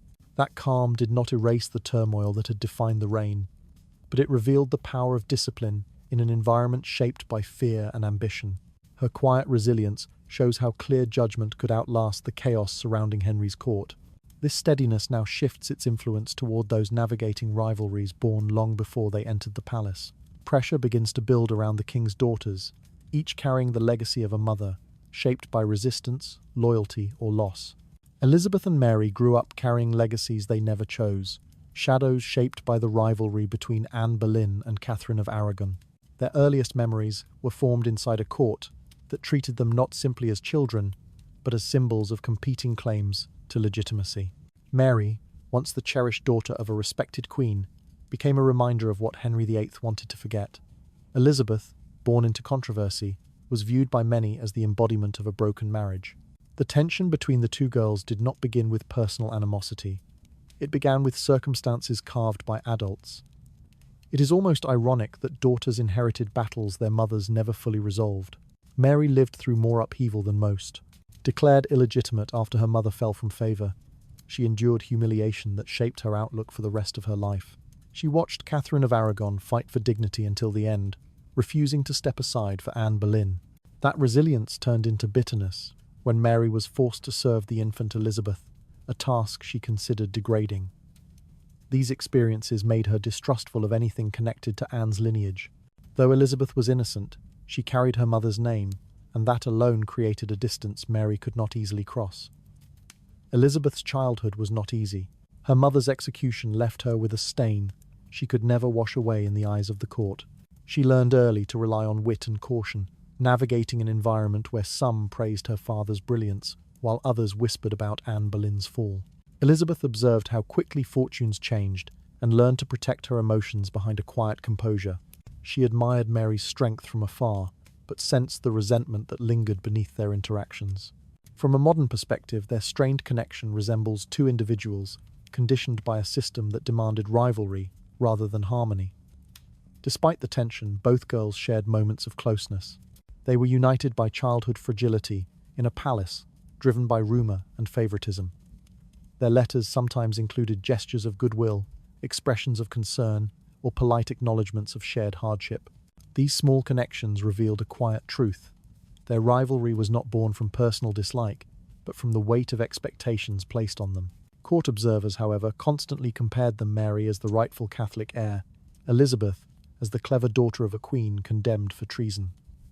These comparisons fueled a competition neither sister openly sought. The shifting religious landscape deepened the divide. Mary's unwavering Catholic faith came from Catherine of Aragon's influence, while Elizabeth's exposure to reformist ideas echoed Anne Boleyn's support of the English Reformation. As England moved back and forth between religious extremes, both daughters became symbols of opposing futures. Supporters of Mary viewed Elizabeth as a threat to stability. Supporters of Elizabeth feared Mary's allegiance to Rome. These political tensions translated into quiet strain whenever the sisters crossed paths, each aware that factions were using them as tools. Even personal interactions were filtered through political meaning. If Mary showed kindness toward Elizabeth, rumours circulated, claiming she was preparing to manipulate her.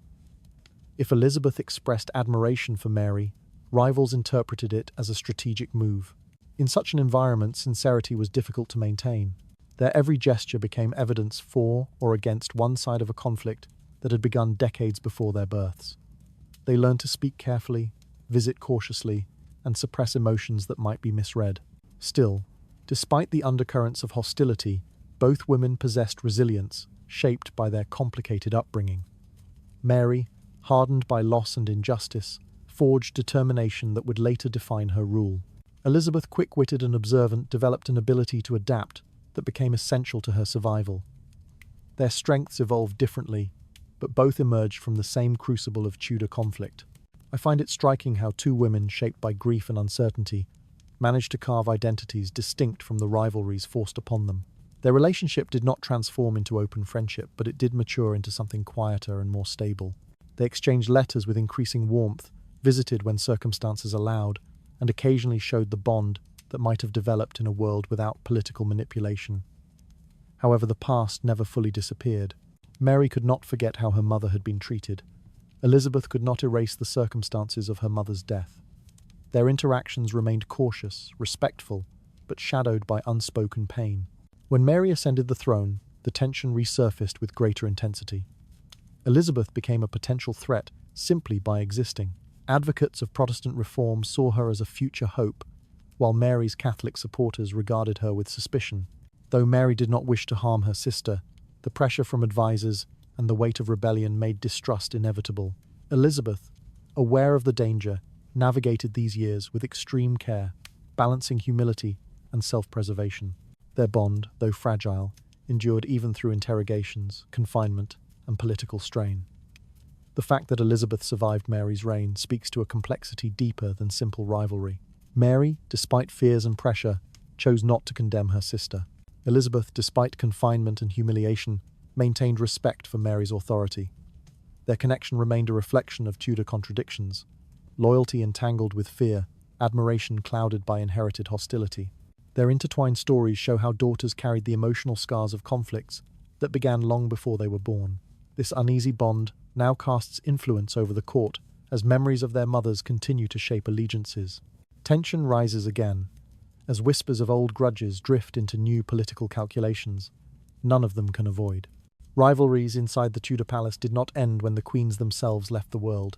They lingered in letters, rumours, burial choices, and the quiet decisions made by those who tried to shape the dynasty's memory. Even in death, these women could not escape the conflicts that had defined their lives. Their names continued to move through conversations, their reputations used as weapons or shields, depending on who invoked them. What began as personal tension between individuals grew into a long, unbroken thread running through political history. It is almost ironic that silence, not confrontation, preserved these hostilities more effectively than speeches or accusations. The documents that survive from this period contain moments of bitterness, sharp enough to reveal how deeply these rivalries were felt. Letters exchanged between nobles, religious leaders, and members of the royal household hint at lingering resentment. Some referenced Anne Boleyn with contempt long after her execution, repeating accusations that had already been disproven. Others spoke of Catherine of Aragon with unwavering devotion, insisting that her displacement remained a wound upon the kingdom. These letters functioned like echoes of a war that refused to settle, each writer choosing sides, even when the women themselves could no longer respond. Mary, influenced by her devotion to her mother, kept these grievances alive through policy and ritual. She refused to let Anne Boleyn's memory fade quietly, and made decisions that reflected her view of what she believed Anne had taken from Catherine of Aragon. Actions such as restoring Catherine's title in some documents and emphasizing her legitimacy as queen were more than symbolic gestures. They were attempts to correct history. Yet in doing so, Mary reignited old conflicts, ensuring that the feud between the two mothers would remain vivid in the minds of the court. Elizabeth, in contrast, managed the traces of these hostilities through careful restraint. Although she never openly criticized Mary's loyalty to Catherine of Aragon, she refused to accept any narrative that diminished Anne Boleyn's dignity. This subtle resistance added another layer to the long-standing tensions between the two maternal lineages. Neither sister intended to perpetuate conflict, yet each step they took reinforced a legacy that had been carved long before they could influence it. Burial decisions reveal another dimension of this lingering hostility. Some queens were placed near the king, granted symbolic closeness in death that they had struggled to maintain in life. Others were quietly buried away from Henry VIII, their separation speaking louder than any written condemnation. These decisions were not accidents. They were strategic choices meant to broadcast allegiance. The queens who were denied burial near the monarch implied exclusion, suggesting that their place in the dynasty remained unsettled. From a modern viewpoint, this separation resembles the way families sometimes rewrite stories by controlling where individuals are allowed to rest.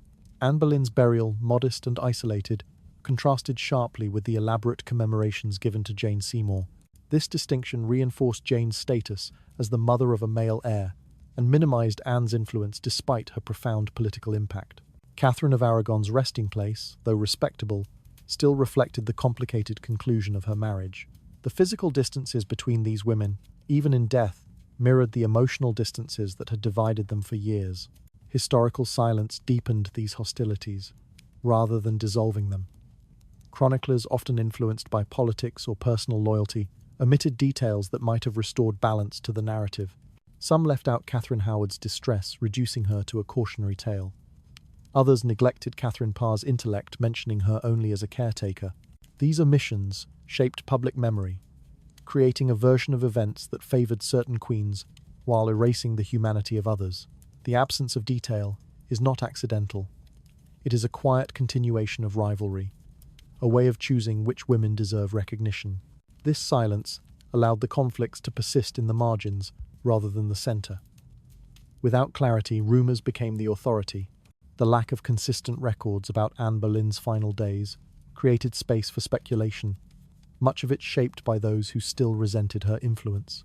Similarly, the sparse accounts of Catherine of Aragon's final illness left many questioning whether she had received fair treatment. Each missing detail, each unanswered question, widened the divide between the Queen's supporters. The Tudor court was an environment where memory and loyalty carried immense weight. Those who survived often shaped the stories of those who did not, and this power meant that rivalries lived on through reinterpretation. A queen could no longer defend herself after death, but her allies or enemies could amplify or diminish her reputation. These actions extended conflict far beyond the grave, turning memory into a battlefield where each story carried political meaning. I find it unsettling how the absence of a voice can make a legacy more vulnerable than any public attack. Over time, historians attempted to reconstruct these women's experiences, yet the gaps remain. Each interpretation carries a tone that echoes centuries-old alliances. The lingering hostilities of the Tudor queens are not merely emotional remnants, they form part of the political fabric of the era. Their influence reaches into the present, where their stories continue to spark debate, sympathy, and judgment. Their unresolved tensions show how deeply conflict can embed itself when shaped by power, loyalty, and loss. This unresolved history now shifts toward the figure who stood at the center of all divisions, Henry VIII himself. Pressure rises, as his role in sustaining rivalries reveals layers of responsibility that history has long struggled to confront. Henry VIII stood at the center of every rivalry that unfolded within his court, shaping the environment in which queens were praised, punished, or replaced with alarming speed. His shifting emotions influenced not only political decisions but also the fate of every woman who shared his throne. Queens competed not because they desired conflict, but because the king's unpredictable nature made stability impossible. His approval could transform a woman into a symbol of virtue, while his disappointment could turn her into a target for suspicion or condemnation. It is almost ironic that a man who demanded loyalty from his wives created circumstances where loyalty became nearly impossible. Henry's emotional volatility was evident in how he alternated between affection and frustration. One moment, a queen received extravagant gifts and public recognition. The next, she faced criticism that hinted at danger. His sudden changes in attitude left the queens uncertain about how to behave. A single misinterpreted gesture, a remark too bold, a silence too prolonged, a smile offered at the wrong moment might draw his ire. This instability did not merely disrupt the personal lives of his wives. It rippled outward, unsettling the nobles, advisors, and religious leaders who depended on understanding the king's preferences. Rewards and punishments under Henry VIII lacked consistent logic. Actions that pleased him one year might anger him the next. Anne Boleyn was initially praised for her charm and intelligence qualities that later fueled accusations against her. Catherine Howard's youth was celebrated until it became grounds for suspicion. Even Jane Seymour, who gave him a son, was not immune to concern had she lived longer. These shifting standards created an atmosphere where no queen felt secure.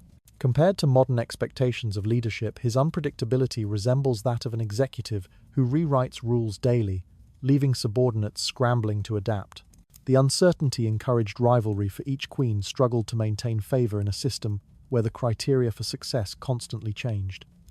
Henry's method of governance also played a role in sustaining competition. By elevating some queens while belittling others, he created distinct factions within the court. Supporters of Catherine of Aragon resented Anne Boleyn. Advocates for Anne opposed Jane Seymour's family. Followers of Catherine Howard looked with suspicion on Catherine Parr's influence. Henry may not have designed each conflict intentionally, but he did little to prevent them. In some instances, he used these tensions to his advantage. Divided queens meant united authority. When rivals focused on outmaneuvering each other, they had less energy to challenge the king or question his decisions. The king heightened the rivalry by manipulating the balance of privileges. A queen might receive new jewels, rooms, or political responsibilities, while another was denied small courtesies. Everyone in the palace noticed these differences. A queen's seating arrangement at a feast or her placement during a ceremony could send shockwaves through noble families. Henry understood that even these minor gestures carried power. By adjusting them, he reminded the court that his favor was a currency only he controlled. At times, Henry encouraged competition directly. He praised one queen's piety while criticizing another's frivolity, or celebrated one woman's obedience while questioning another's judgment. These comparisons were not subtle. Queens heard them, courtiers repeated them, and factions used them as ammunition. Rather than fostering unity, the king's comments reinforced divisions already present beneath the surface. Each queen felt compelled to prove herself superior, not out of personal vanity, but out of fear that failure could lead to ruin. Henry's ability to reshape the narrative of each queen's life also contributed to tension. When he wished to discard a wife, he altered the story of their marriage. Catherine of Aragon became stubborn rather than steadfast. Anne Boleyn became treacherous instead of charismatic. In elevating Jane Seymour, he softened her image and emphasized her virtues, even when evidence suggested she was more complex than remembered. These revisions did not simply change how history viewed these women. They affected how current queens interpreted their own vulnerability. The political environment amplified these dynamics. The Tudor dynasty needed an heir to remain secure, and Henry's fear of instability made him especially sensitive to issues surrounding fertility. Queens were not treated as partners, but as vessels carrying the future of the monarchy. When a queen failed to produce a son, Henry redirected blame with little hesitation. This anxiety pushed him to seek replacements, thereby sustaining a cycle in which each woman who approached the throne entered under a shadow cast by her predecessor's shortcomings. Henry's behavior also influenced how nobles treated the queens. Because courtiers sought to please the king, they aligned themselves with whichever woman he favored at the moment. These shifting alliances intensified rivalry for queens, understood they could trust few people. A friend today might become an informant tomorrow. The constant surveillance made alliances fragile and conflict inevitable. I find it telling that an environment built on fear could make even kindness appear suspicious. Despite all this, Henry's role in fostering competition is often understated. Many histories focus on the Queen's conflicts without acknowledging how deeply their decisions shaped them. The truth is that rivalry did not emerge spontaneously. It was the natural consequence of a system governed by one man's whims, insecurities, and ambitions. His wives lived in a world where their survival depended not on their virtues, but on their ability to interpret the king's shifting expectations. His unpredictable rule reveals how instability became the foundation upon which each rivalry was built. This atmosphere now turns toward the nobles, who strengthened divisions while claiming to preserve order. Whispers rise again as factions prepare to assert influence through queens who never asked to become symbols of power. Noble factions shaped the Tudor court as powerfully as any royal decree, weaving influence through alliances, marriages, and subtle manipulations that touched every queen who entered Henry VIII's life. These factions did not merely observe the rivalries between the king's wives. They fueled them, redirected them, and used them as strategic tools to advance their own interests. Queens found themselves positioned at the center of struggles they did not initiate, trapped between groups, eager to secure advantage regardless of the personal cost. It is almost ironic that queens meant to embody unity and stability became the very instruments of division crafted by ambitious nobles. From the moment a new queen arrived at court, noble families aligned themselves with, or against her, based on what they hoped to gain.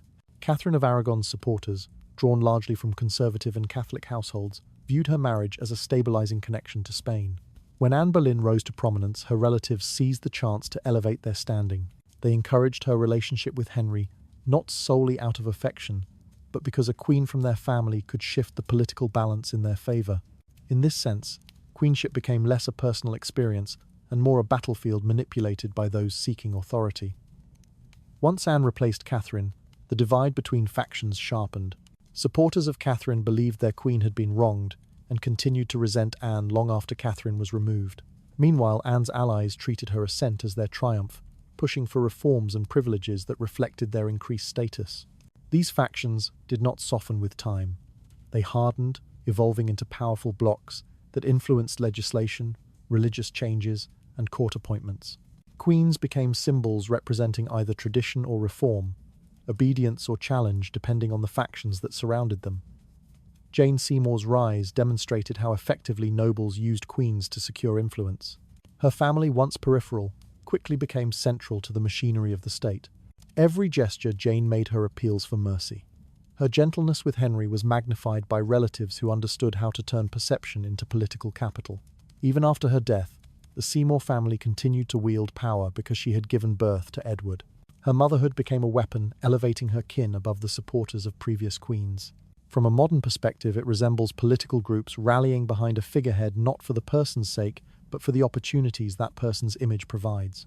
Catherine Howard's brief time on the throne further exposed noble manipulation.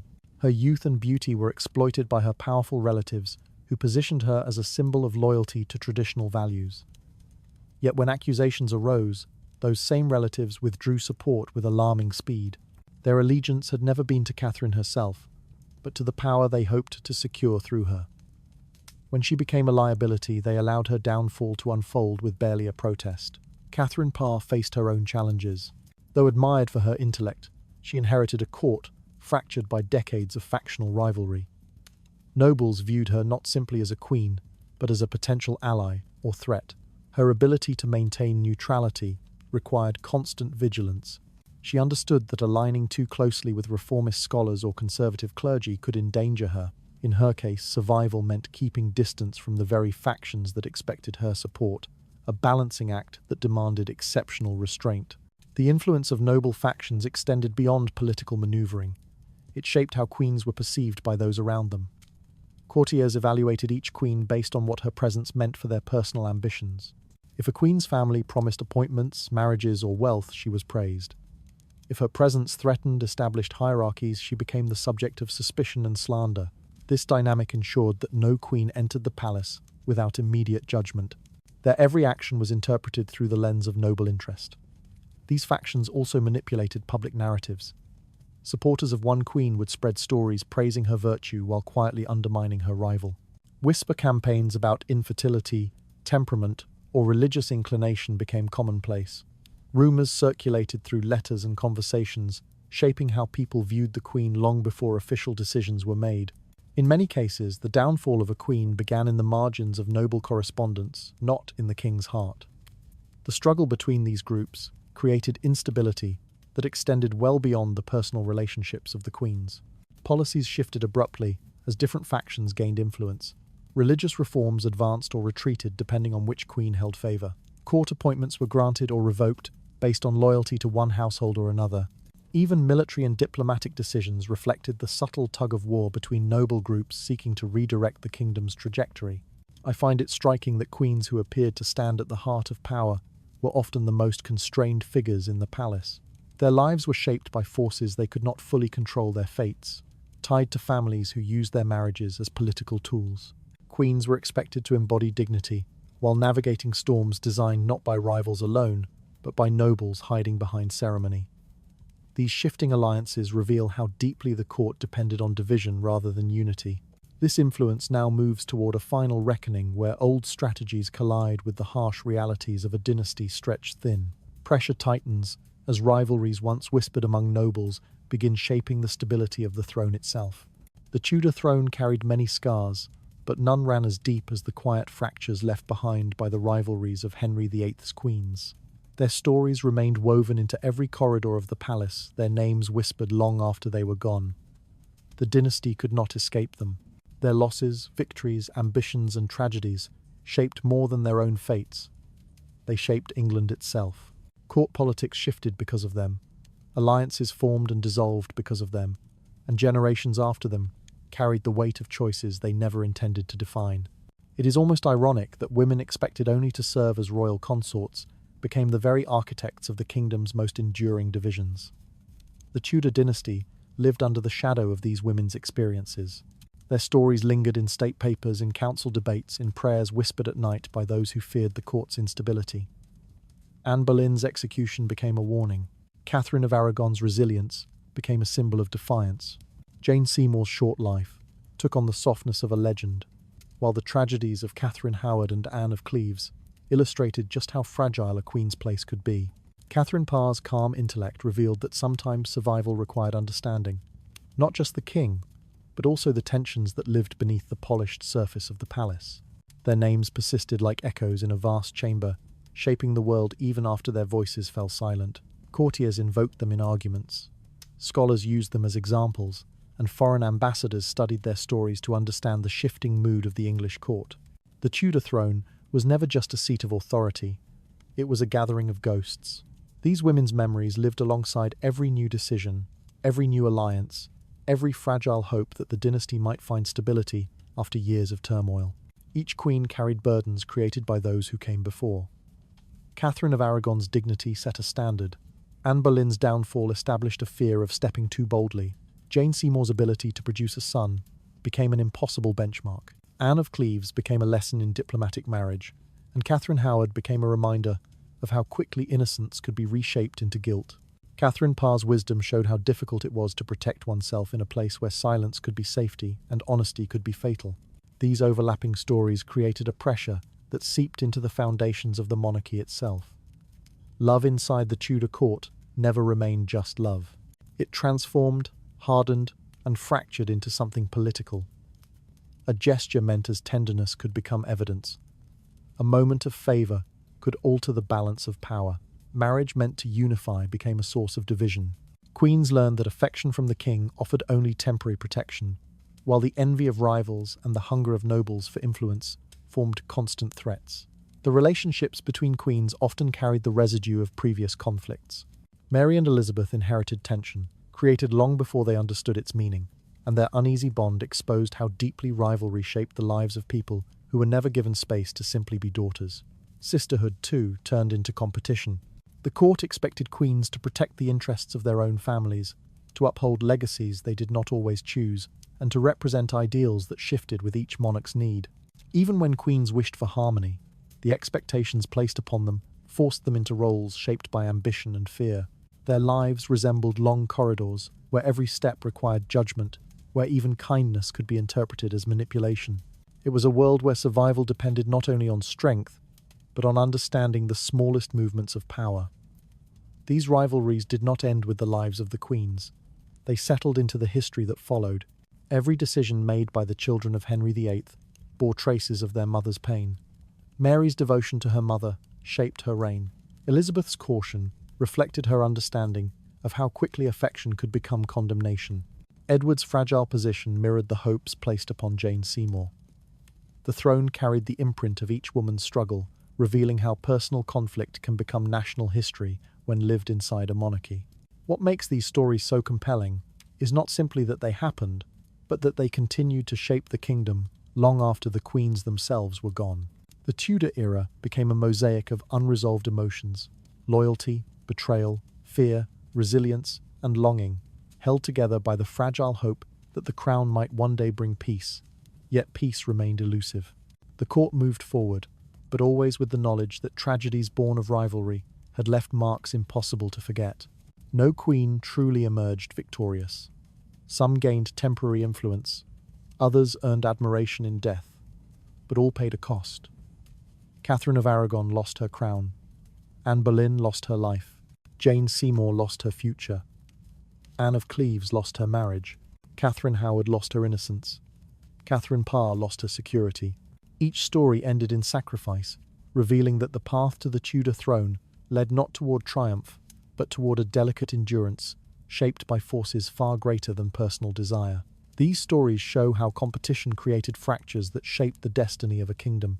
This history now settles into silence, leaving only the memory of women who carried more than they were ever meant to bear. Quiet truths rest beneath their stories, waiting for anyone who listens closely enough to hear how the past still breathes beneath the crown. And now, as the palace corridors grow still, and the weight of their stories softens into the quiet of night, it feels right to step away from the turmoil of their world. May your thoughts settle gently, and may the echoes of their lives drift into the distance like fading candlelight. Rest well as these histories slip into calm, carrying with them the reminder that even the most turbulent stories can come to peace when the night grows quiet. Good night. May your sleep be steady, and may the past rest softly beside you.